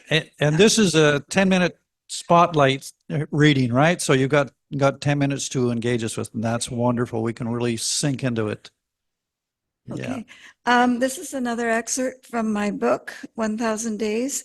And it's the beginning of a death march that occurred in January 1945 with the prisoners. The prisoners were herded outside into brisk air, shivering and making small motions to stay warm. Lloyd's pillowcase, full of his possessions, was slung over his back, and his violin in its case was carried in his hand. His boots crunched the frosted ground when he walked. His breath escaped in a cloudy mist from his mouth, and his lungs hurt when he inhaled the icy cold air. He could almost taste the metallic scent of battle. They're coming. I know they are. Why else would we be on the run, he thought. He should have felt relieved optimism, but something similar to fear shot through him. Wasn't this what he wanted? Why then did he feel apprehension? Was this a release from prison? An image of human cargo on the train flashed through his mind, and he wondered what the Germans had in store for them. The men were lined up according to their nationality. The Canadians were grouped together, and they huddled as if their combined energy would keep them safe and warm. Either they're letting us go or they're trying to kill us, Dan whispered through chattering teeth. Lloyd didn't answer him. His body heat was consumed like nectar sucked out of a spring flower. A sound reappeared from the depths of his dreams. Was it real or did he imagine it? Dan, did you hear that? Lloyd asked. Hear what? Dan said, rubbing his mittened hands together and blowing on them. Something is happening. I'm sure I heard gunfire, maybe cannons this morning. Didn't hear a thing, but I've got these flaps over my ears, Dan said. Where are they taking us? Oh, just have to survive, he thought. The pain in his knees stung and his eyes blinked. The guards prodded until the shivering prisoners were lined up, nearly 1,000 of them, and like a coil of rope unfolding, 500 Russian and Poles, 200 Frenchmen, 200 Americans, and 25 Canadians began their journey. The prisoners were told to march forward through the gates and down the road heading north towards a blended sea and sky. Their faces were covered, and only a legion of eyes followed each other as they started down the road. The German guards, sometimes walking and sometimes riding in jeeps, traveled alongside them. They carried guns and pushed the men on. Lloyd felt an urgency in their directions, and he wondered if they were running from the Russian army advancing from the east. Lloyd asked himself if this is what freedom looked like. He didn't dare look back, only at his feet, with his hat pulled down over his ears, and the scarf Olivine had sent wrapped around his face. Only his eyes were visible.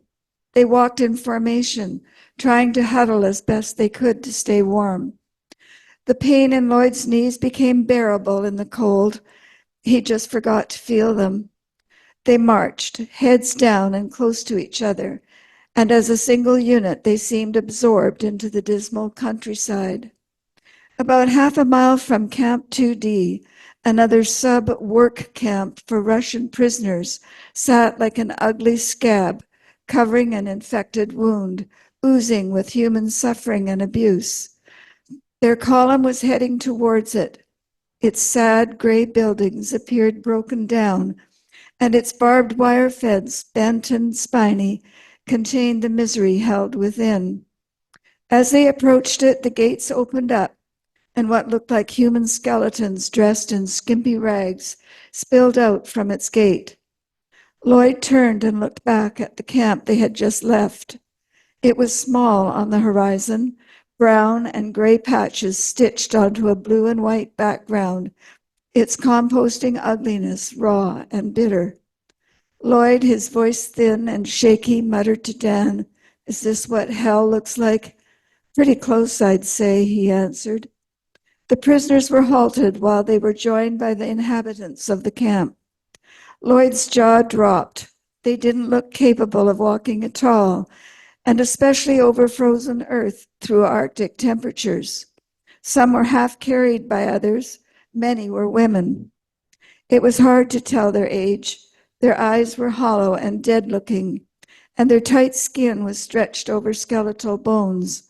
The men were unshaven, and all had dirty faces and unruly hair exposed to the elements. The line grew longer as it slowly resumed its pace forward. At the back of the line followed a cart drawn by a horse. Its purpose was to carry dead and dying marchers. Their bodies were thrown in and disposed of later.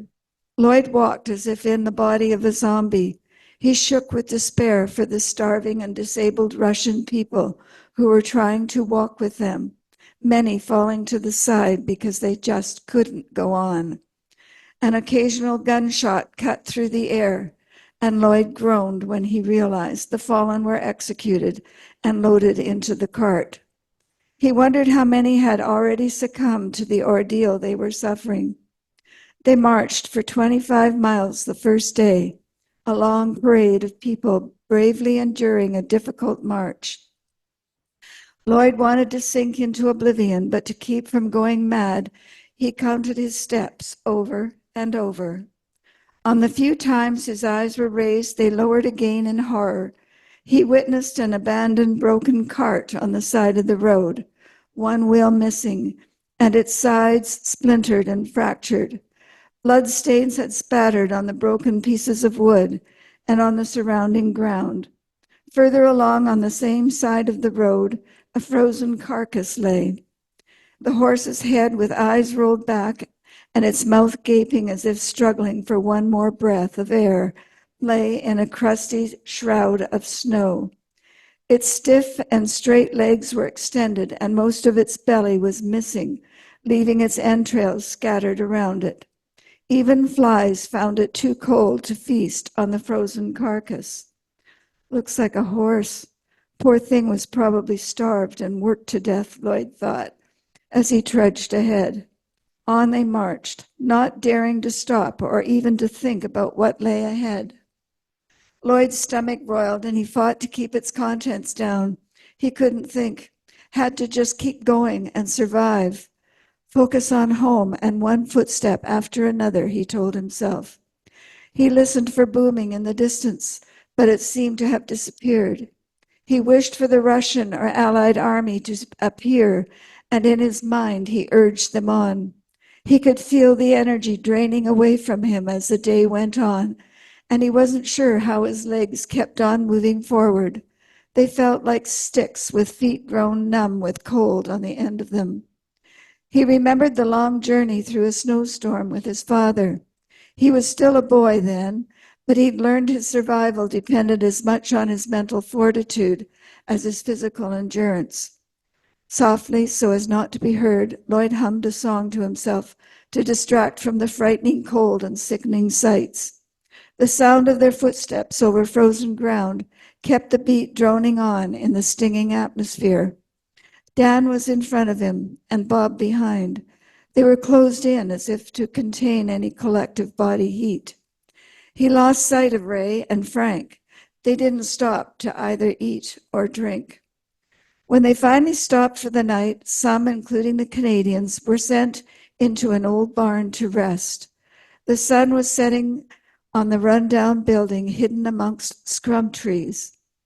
Light peeked through cracks in the boards enclosing the walls. Others were marched to an unknown shelter. Lloyd found a small piece of chocolate in his pocket and broke off a piece for himself, then offered some to Dan and Bob. Lloyd was overcome with thirst. He found the canteen he'd filled with water before leaving Stalag 2D that morning, but when he opened it, found slushy ice water. They passed it around, and the men slurped what they could out of the canteen until it was empty. Lloyd removed his boots and rubbed his aching feet and stretched his legs to try and get some circulation back into them. The ache radiating from his arches spread upwards to his knees. He wanted to smoke, but hesitated. It wouldn't take much to start a fire inside the rickety barn full of dry hay. He decided to wait. Maybe tomorrow. "We gonna be walking back to France?" Bob said while he rubbed the muscles in his legs. "Don't know if my dogs will take it," Lloyd replied. "How are your knees holding up?" Dan said. "Well, they're still there, talking to me, though." "What about Ray there?" He looked as though he was struggling. Ray just shook his head. "The buggers are trying to get rid of us, and I think they just might succeed."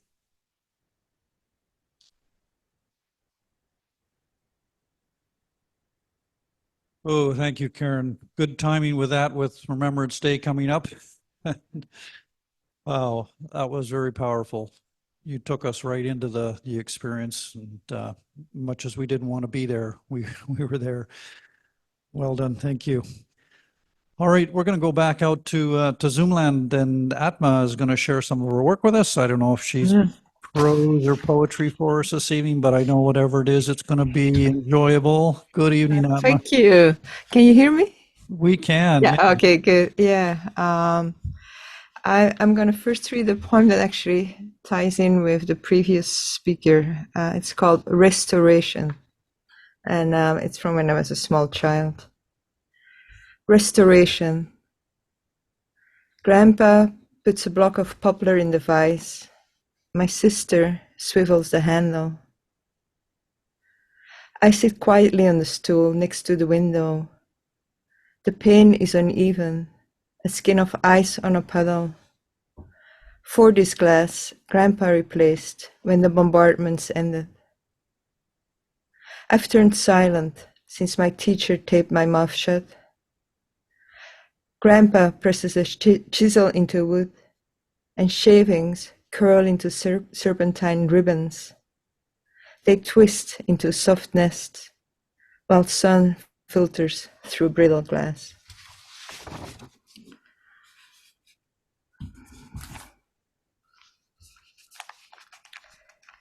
And the next poem is about when I was a young woman and I was teaching at the university in Auckland. So that's the background, and it's called, because in the southern hemisphere, all of the stars are different. So it's called At Night I Can't Find Polaris. My lover and I under a sleeping bag. Molecules of our breath cluster on the window, fracturing the view of nickel palms. I don't know that you begin.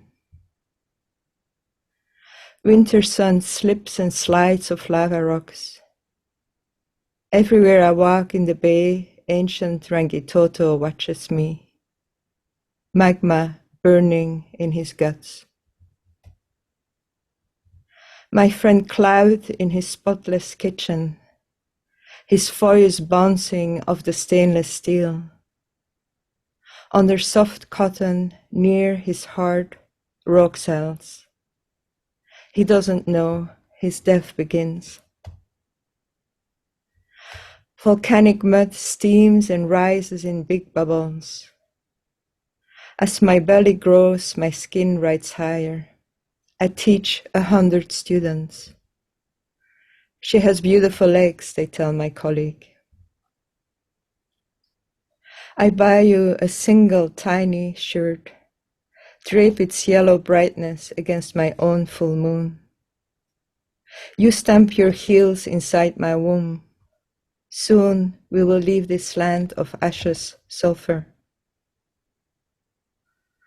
On your first day, I will watch you through thick glass, wires spidering to your chest, your hands tossed about by a phantom wind.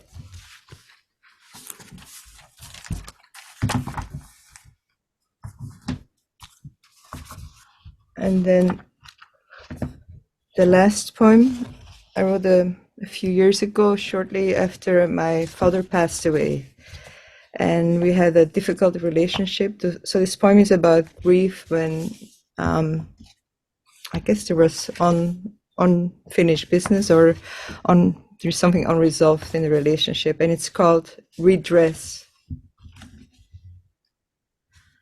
My father's memory rattles the window pane, then finds the back door open.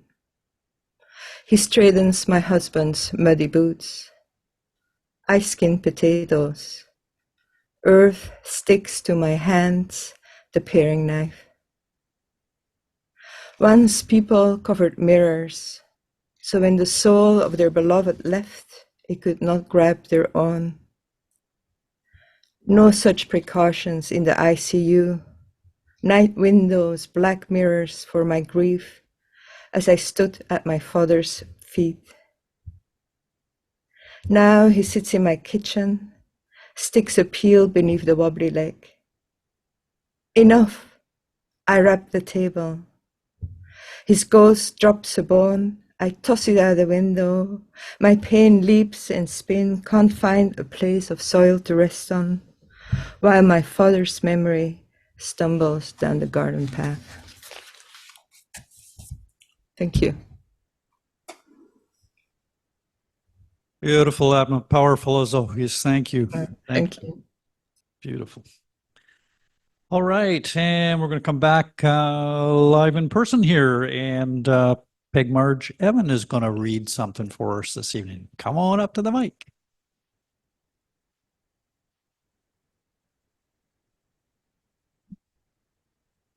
Welcome to the Electric Mermaid. Thank you. Very nice. Okay. Yeah.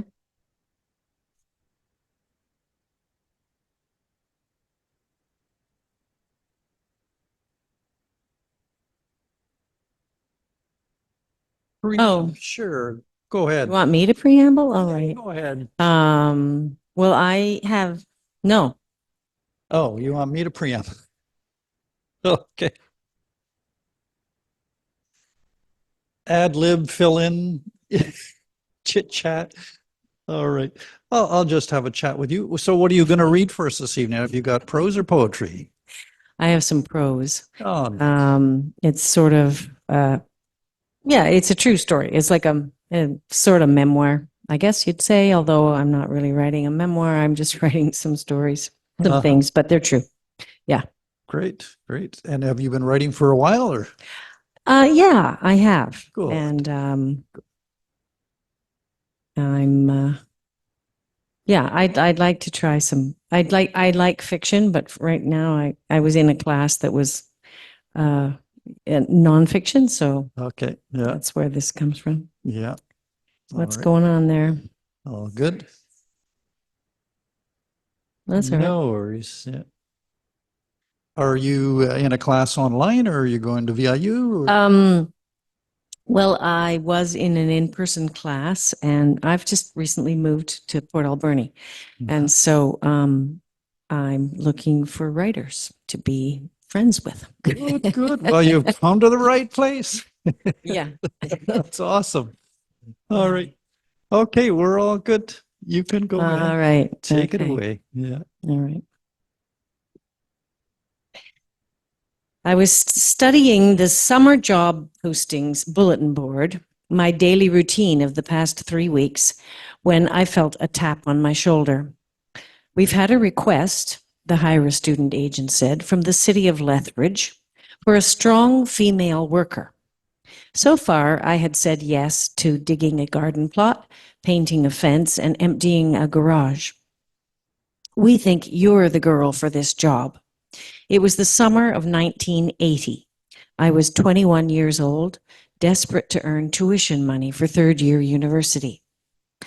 The city had recently received a complaint about their hiring practices and gender equity. Boys readily got high-paying summer jobs with streets and roads or parks and rec. Girls could not apply. The city chose the Waterworks and Sewer Department as their testing ground. If a female could prove her ability to perform this manly work for a full 3 months, the city would open hiring to females the following summer. You have to stay for a full 3 months, and it's physical work, the agent continued. My fledgling feminist sensibilities stirred. I was strong, fit, and capable. I was any boy's equal, and I knew it, and the money was incredible. I applied on the spot. Monday morning, I reported to the City Works garage. There were 85 men and me. The crew assignments were bellowed out. Fred Kifiak, Tony Chachki, Lem Chemchuk, Peggy Johnson. 85 heads turned. My crew of 6 was led by the foreman Andy Kovacs, a 64-year-old Hungarian gentleman of old world sensibilities. He had worked this job for 30 years, and in this, his final summer, they assigned him the girl. He handed me a hard hat, a safety vest, a chit for steel-toed boots, and the location of my first job site, a new subdivision on the outskirts of town. The following morning, wearing my clunky new work boots, I rode my 10-speed beyond the paved roads and out onto the bald prairie dirt track. In the distance, a small wooden hut mounted on a trailer stood out like a monument against the open sky. This must be the place. Leaning my bike against the shed, I clomped up the rickety steps and entered the dingy trailer. 5 men sat on benches, legs spread wide, slurping coffee from their thermos lids. They looked up, but didn't shuffle to make room for me, so I stood and looked around the space. The plywood walls were covered with girly pin-ups, not just bare breasts, but full crotch shots.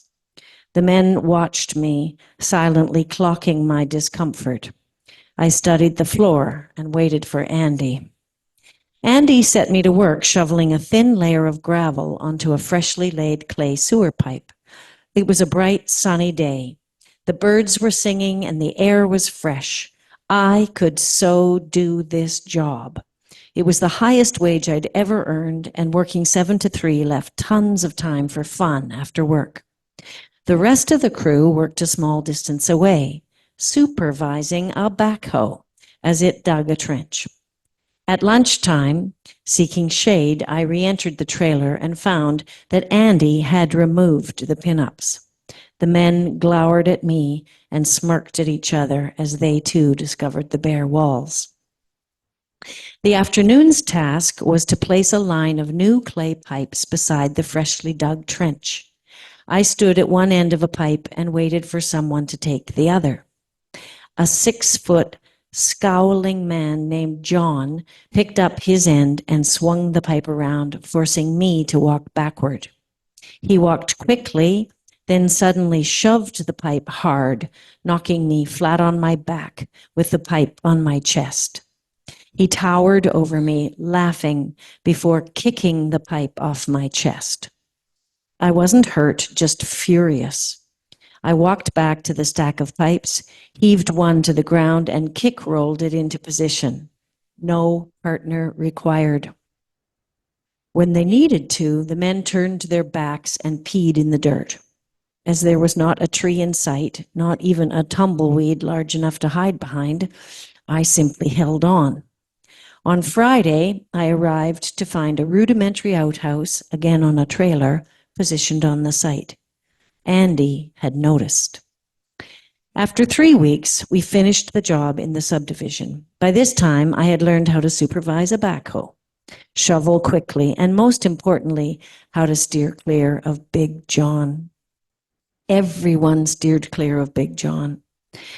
The trailer and outhouse trundled into a neighborhood where there had been a water main break. This site was dangerous, as the wet soil is prone to collapse, and Andy was nervous about the girl working here. He kept me well back from the trench and sometimes sent me to wait in the trailer. I did appreciate his concern, but could also sense that this special treatment upped the hostility and resentment toward me. The men started to sneak up behind me and startle me, or send me to retrieve tools that didn't exist, like a pipe bender. Thank God I had 3 brothers and knew a thing or two about tools. I'd laugh, "Nice try, fellas." When we shoveled gravel single file, as we often did, Big John would make sure to get behind me and accidentally hit the back of my calves with his shovel. I was perpetually bruised, but I couldn't tell Andy about it. I had to prove that females could do this work. It was the 80s. Any complaint would simply confirm that this was no place for girls. Andy tried to find ways to utilize my 5'4", 115-pound frame. He sent me into narrow trenches to burrow underneath sidewalks. Once, when he needed access to a house whose owner was not at home, Andy hoisted me up and through the open kitchen window.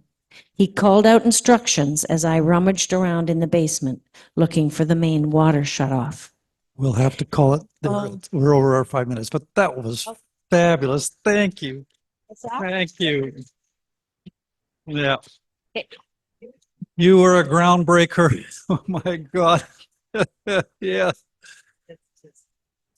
Oh yeah. Yeah.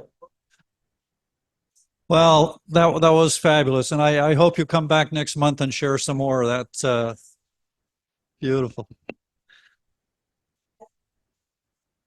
All right, we're going back out into Zoom land, and Kathleen is next on there. Going to unmute on her end. Here we go. Or push David off the couch. Good on you. Oh, there he is. She quietly, ever so quietly, clicked shut the door of the double wide and headed off into the night. Enough, she said to herself, enough sadness. She remembered that story, the kind that spread from kid to kid like whooping cough or measles if you didn't have your shots, about those kids, not the only kids like her, but kids with brothers and sisters who were told over and over again by their parents, these kids had two parents, not just one, that whatever they did, they were not to open that door. So the kids stared at the door and imagined all the terrible things beyond it until one day the parents went out and the kids opened the door. And what did they find?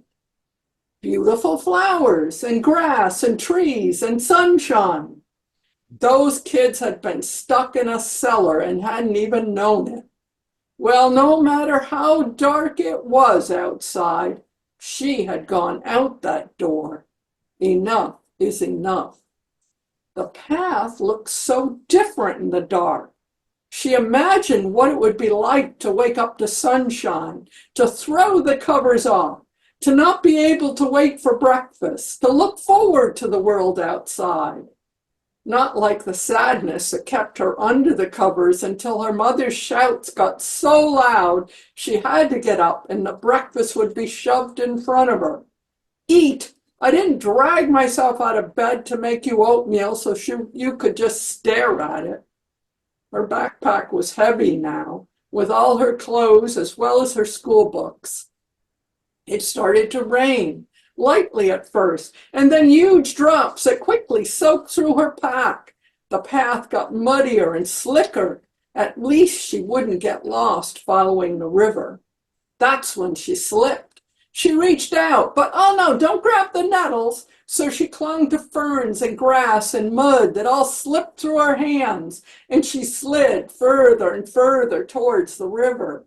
Suddenly, something grabbed her foot and then the other foot and kicked them into the bank. She could hear Mrs. Katz's voice. Use your legs, they're stronger than your arms. Keep kicking until you hit a branch or a rock.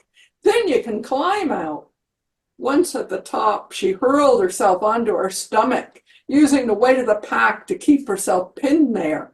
She looked back for Mrs. Katz, but she had disappeared. Where had she gone, and where had she come from anyway?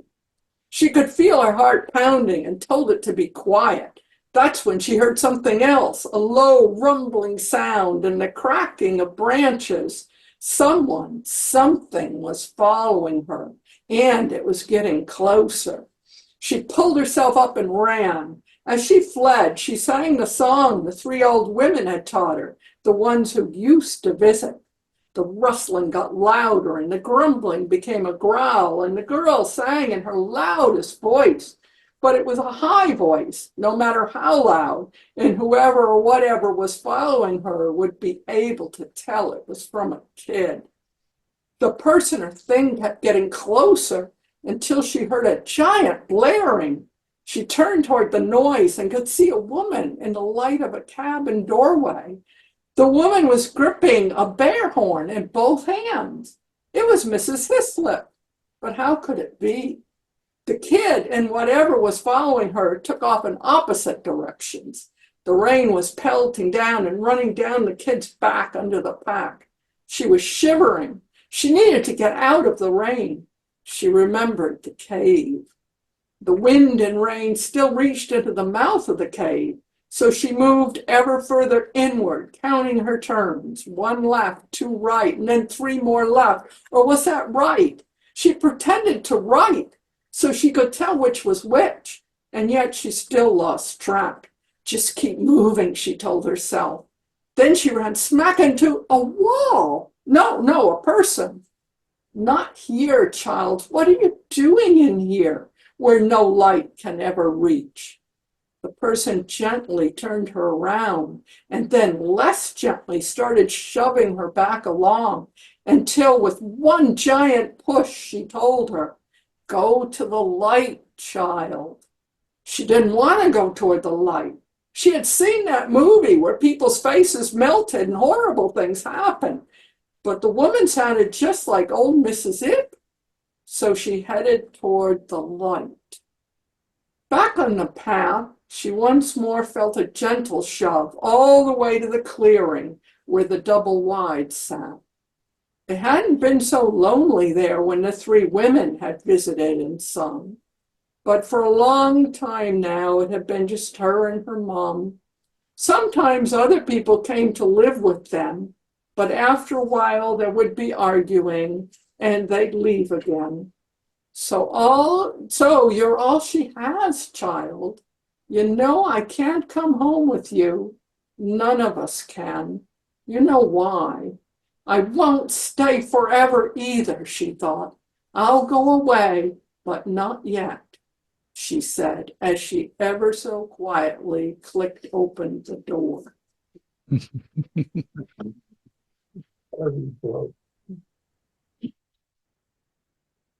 Was that an after-death journey or go to the light, go to the light? Beautiful. Thank you. Thank you, Kathleen. Yeah, that's my Halloween ghost story. Absolutely. Yeah. Perfect. All right. We're going to come back in-house now, and Joe Lunchbucket is going to share something. Good to have you back in-house, Bob. And glad you recovered from your fall. Made it back for another reading at the Electric Mermaid. Life is good.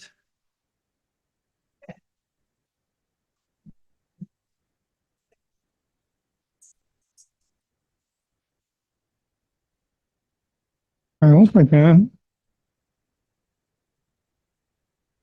That sounds pretty good, I think. Yeah, Is that that's good and close. Yeah. Hello there. Oh, yeah, that's plenty loud. All right. Just hang on a second there, Bob, till she gets her camera zoomed in there. There we go. Yeah, we want you to fill that frame up with your manly physique. Mhm. Say hello there, Hello. Bob. Hello there. Everything All right, we're good. okay? We're good. Yeah, just about. She's just going to get you to fill the screen. There we are now. I think we're good to go. Are you sure? All right. Go for it, Bob. Hey.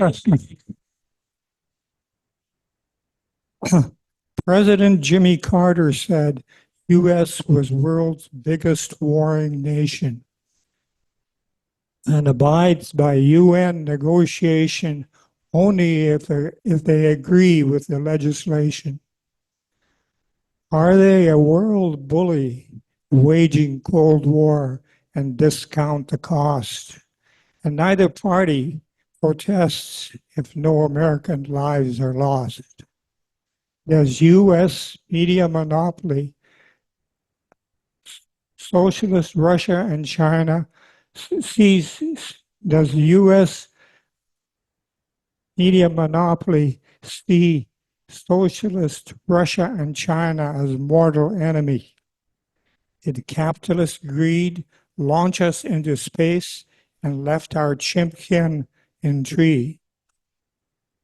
Should we lobby politicians for a galaxy disaster insurance policy to avert asteroid strikes, arrival of ET, and any other calamity?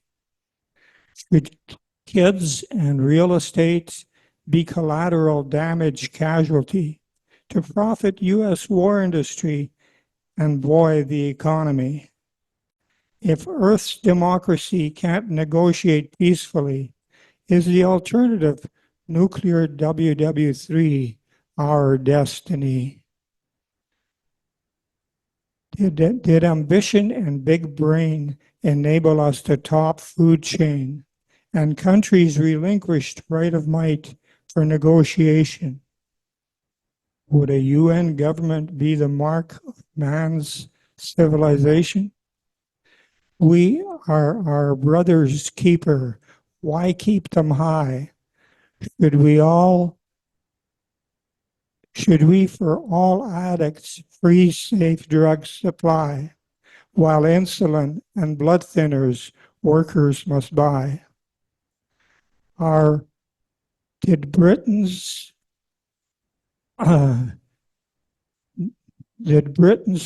prisoners colonize Australia and odds defy? Could our addicts terraform Mars while they dry? Not all get a degree. Some are blessed with good looks and modesty. All are not gifted genetically, nor win the luck of life draw. We must house homeless that drew the short straw. None should hunger nor freeze. Will we thrive like ants and bees, or globally warm Earth many more degrees? Can politicians and the 1% we ever please? Is man a dangerous species that none can appease? Okay. Thank you, Bob. Astute as ever. Thank you, Bob, for sharing those thoughts. And no, you did fine. You did fine. That was good. All right, we're going to go back out into Zoom land now, and September is going to share some work with us. Welcome, September. We're happy to have you here at Electric Mermaid. Hope you're enjoying the reading so far. I am, and that was beautiful. I love that. Thank you for having me. This is my first time. I'm going to read 3 poems that I wrote inspired by and kind of toward Walt Whitman, so I hope you like them. Beautiful. Can you hear me fine? Yeah, we're hearing you great. Thank you. All right. So this one's called Re to a Stranger. Tireless traveler, it is you whom I've been seeking. It is you whom I drift to sleep a-thinking, and you who, when in the morning I wake, are prevalent in my thoughts and help me start my day. You, as man or woman, keep me always accompanied, never alone, a perpetual friend, companion, or lover, a fellow seeker and soul searcher, waiting only for true times, and remembering, without memory, days both good and pure, when the air, earth, and sea pulsed as one, as do you and I. You are there, and I here. It is enough for me to know that you exist, or have existed. I need not know your name, nor ever see your face, a life outside of myself, there to make waves of your own. Purpose among purpose, soul among souls, the world is better to have known you, your spirit is eternal.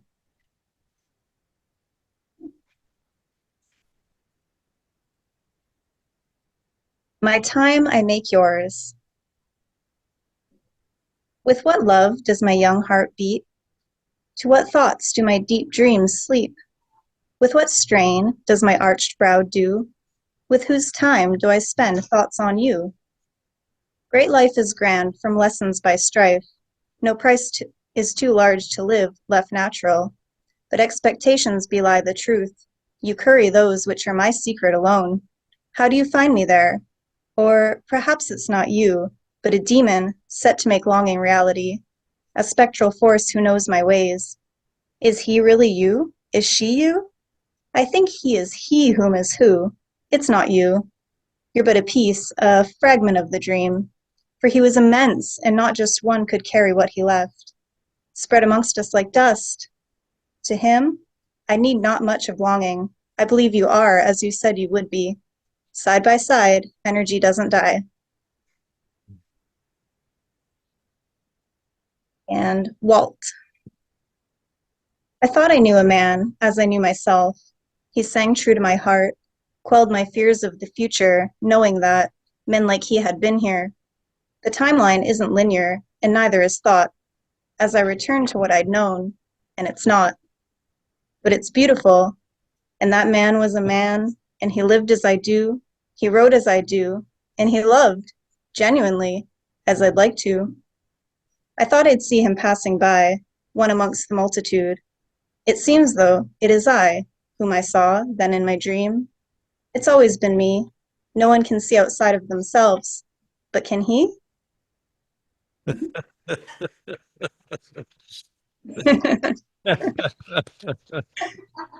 Beautiful. Thank you, September. Great. Thank you. Poems. And your cat added a really nice. Yeah. He thought I was talking about him. Wonderful. Well, good. And enjoyed those poems. I hope you come and join us again next month, and bring Thanks so some much. work. It's really great to hear a new voice amongst us. So thank you. All right. We're going to come back in house, and Robbie Wenn is going to share some work with us. I'm guessing a bit more of her verse and playfulness is to be expected. Yeah. So yes, I'll do that.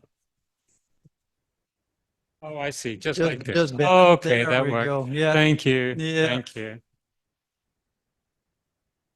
So yeah, I've been performing here at Char's Landing last Friday of every month for 4 months now. This coming November will be my 5th, and I'm really having a good time. So thank you very much, Char, for hosting not only the Mermaid, but also the Robbie Wenn show, which is so much fun. So yeah, come on out. It's by donation. It's a lot of fun. So I'll bring you a little Alice. Alice, can you hear me? Oh, Sure. Just, yeah. No worries. Yeah. So it was your birthday just recently, Rob? Yeah, Really? I turned a wonderful dyslexic 37, Yeah, and I'm getting ever younger. Soon I'll be back in diapers, so I've got that all planned. No, you know what? All right. If you keep it young, heart, you never grow old. It's as simple as that. It's wonderful. So, Yeah. and wake with a smile. It's an amazing experience. I've had my bouts of depression. COVID was a nasty thing for an artist to go through, but at the same time, it's out of the darkness that you get the light. And during my greatest fear, that's when I had the most amazing music enter me. So very blessed for that kind of thing. So are we ready to go, Char? Yeah, I think we're good okay. to go there, Robbie. So I've been working on Alice in Wonderland, and it's always been a favorite of mine. I can certainly picture myself as Alice. The adventures of a lifetime after falling through the rabbit hole. Alice, can you hear me? You've taken quite a bump. Did you fall or did you trip? Alice, did you jump?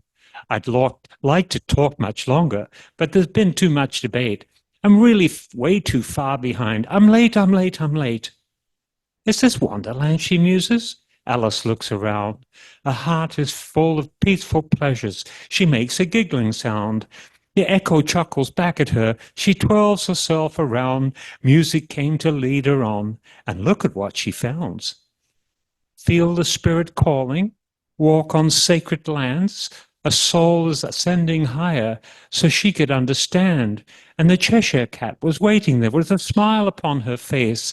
If you're looking for where you are right now, indeed, you found the place. In a smile of purest pleasure, her tail swings to and fro. Alice calls out, "Hello there, are you someone in the know?" The Cheshire Cat just smiles real wide and gives the biggest yawn. "We're so glad you're here at last. You must feel quite reborn." Sparkles and sunshine and magical wishes. These shoes on my feet looking simply delicious. Petticoats dancing, spins, a skirt in their flare. It's the magic of love and the music she shares. I must be off and on my way to neither here nor there. A friendly grin, a wave goodbye, she vanished in a blink. A smile became so much wider, it swallowed the Cheshire cat whole. She was left there by herself, completely all alone. There's a caterpillar resting on a mushroom, red and white, smoking a hookah, bong with hash. What a wondrous sight! She thinks it smells quite pleasant, and she heard it makes you fly. She did inhale, and it was quite deep. They gave her wings a chance to fly. So that's part of that. So I love Alice in Wonderland and The Wizard of Oz, and of course, Forever in Neverland for me. So this is part of a play I want to put out when I'm much older. So it's called oh my gosh, my head, where did that go? Edgeworld. And it also comes out of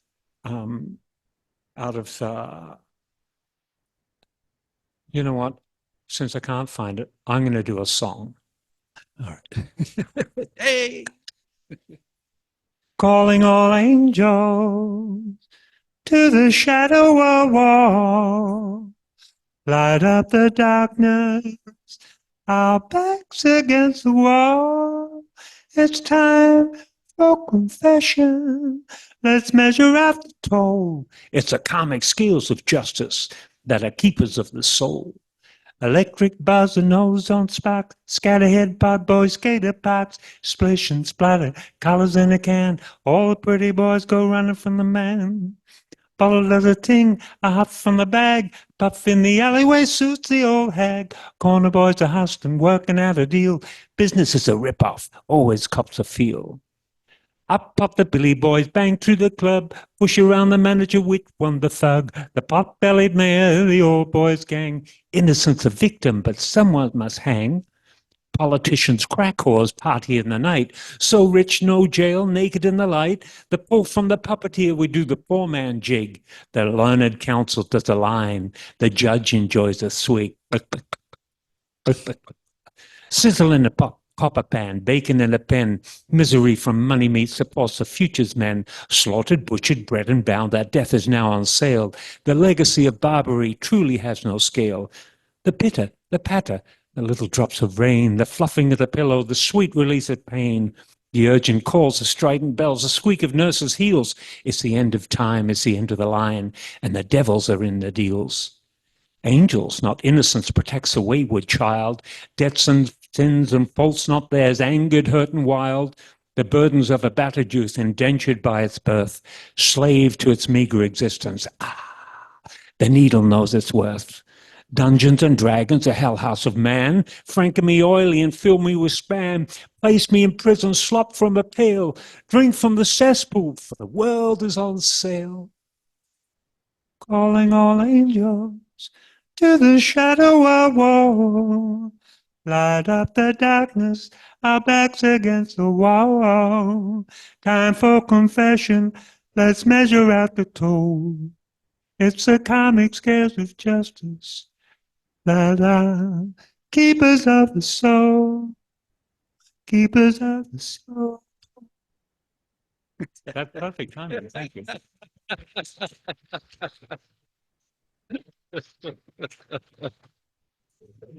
All right. Thank you, Robbie. And so that's the last Friday of every month, right? That your show happens here? Yes. Except for December. Yeah.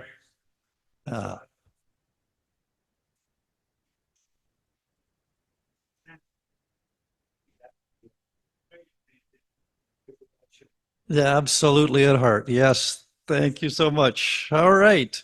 And we're going back out to Zoom land, and Rochelle is on Zoom tonight for a change. Are you out of town, or you just didn't want to hobble down here?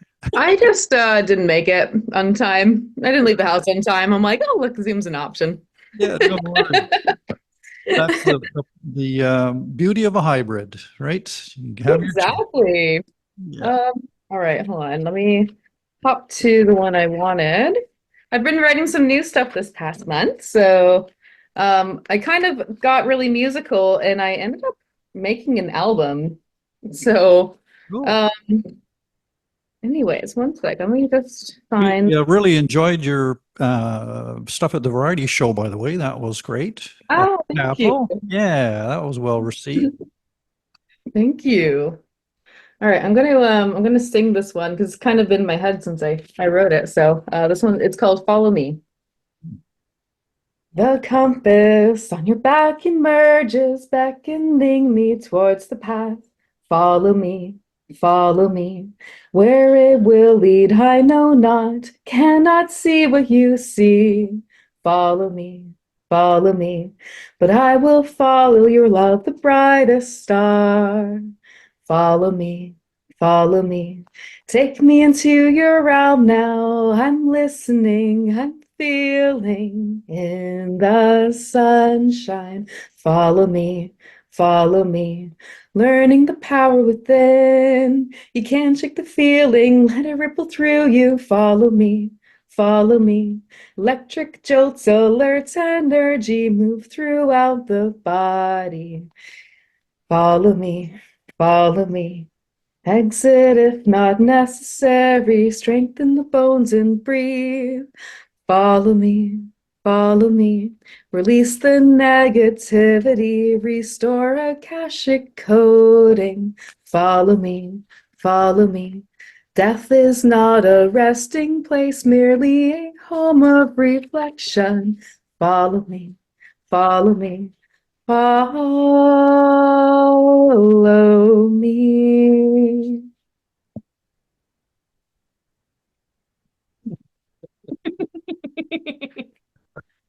Jeremy's fingers, I'm guessing. No, a Bronwyn. Oh, hi, Bronwyn. No. Jeremy's got himself lost somewhere in LA right now. Oh, okay. Okay, so this one is just a poem. It's called Ready for Death. Beautiful. What do I have to achieve to feel ready for death? Will I ever feel like I've done enough? Less than 30 years seems short. To me, yes. I'd be proud, for I've done a lot. Been inspired, influenced others, caused hurt, pain, confusion, anger, frustration, envy, happiness, joy, love, trust, fear, regret, respect, healing, growth. I've broken hearts and had mine broken a lot. Healed, grown, and restored love. Should death arrive too soon, I can be grateful, for I've left my mark on this world, lived a full human experience. Beautiful.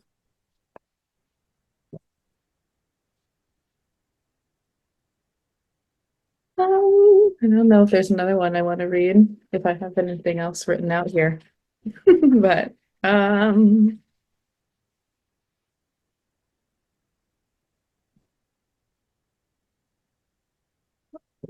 no, I didn't prepare. That's all for me. No worries. That's good. That's good. Thank you so much. I'm glad you tuned in on Zoom. Thanks. Thank you for having me. All right. All right. I think we've gone through the list, so I'm going to jump up and share a couple of poems and wrap up the evening.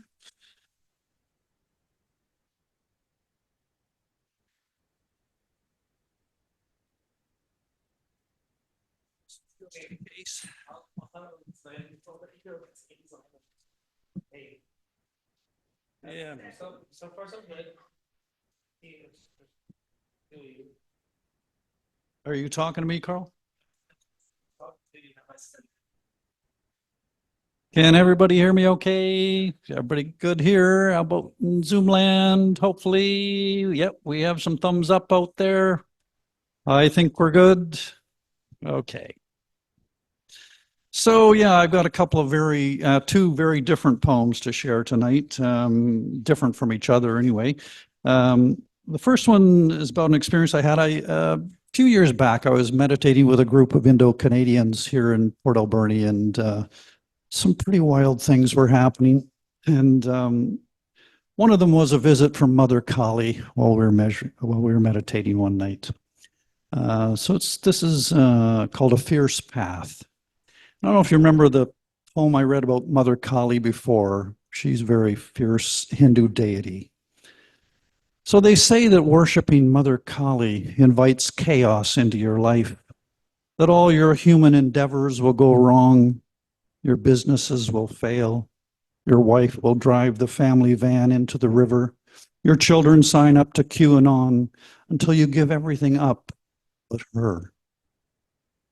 When she entered my friend's body, it blew the turban off his head, took 4 men to control his limbs, the kundalini coursing up his spine, his mind dissolved in her divine love.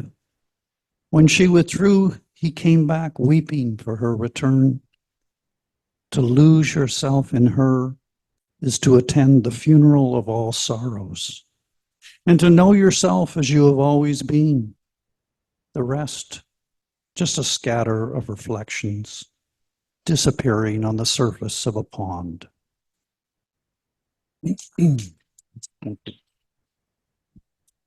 And then this last one, which is more political, was supposed to be this kind of sentimental poem about the fall fair, which comes every year and is such a community event. But my socialist leanings, my Marxist background got in the way. So anyway, it's called Stubborn in Their Shoes. Fall fairs cushioned the face slap of back to school and taught us to surrender to the power of diesel-driven gears, pulleys, gravity, and commerce. Best rides were ones that turned you upside down and shook the nickels from your pockets. Rides that made you pee just a little, ones you staggered off of giddy and dizzy and dull fall heat. Your ears ringing with clicks, whirs, bells, and the constant canned laugh echoing from the funhouse. Ha, ha, ha. While the carnies barked at you to step right up and try your luck on winning a Cupid doll. Sucker that you were, you threw 3 weeks of allowance at the milk cans with lead in the bottom. And as dusk fell, you listened to the tinkle of change on pavement under the zipper and envied the tattooed operator on the money side of the fence, his export A's tucked under his t-shirt sleeve. Now your kids scan a QR code to ride the Vertigo or Super Shot. Still eat corn dogs and candy floss for dinner, donuts warm from the oil. But the carnies sport more fashionable ink, and the export A's have been replaced by a vape in the back pocket. And you see them as they are, caught on the other side of the money fence, aware of how the whole game is tilted in favor of the house, but still standing in service to the machine, stubborn in their shoes, the only thing keeping them from being knocked over or throwing themselves into the gears and bringing the giant wheel to a screeching stop.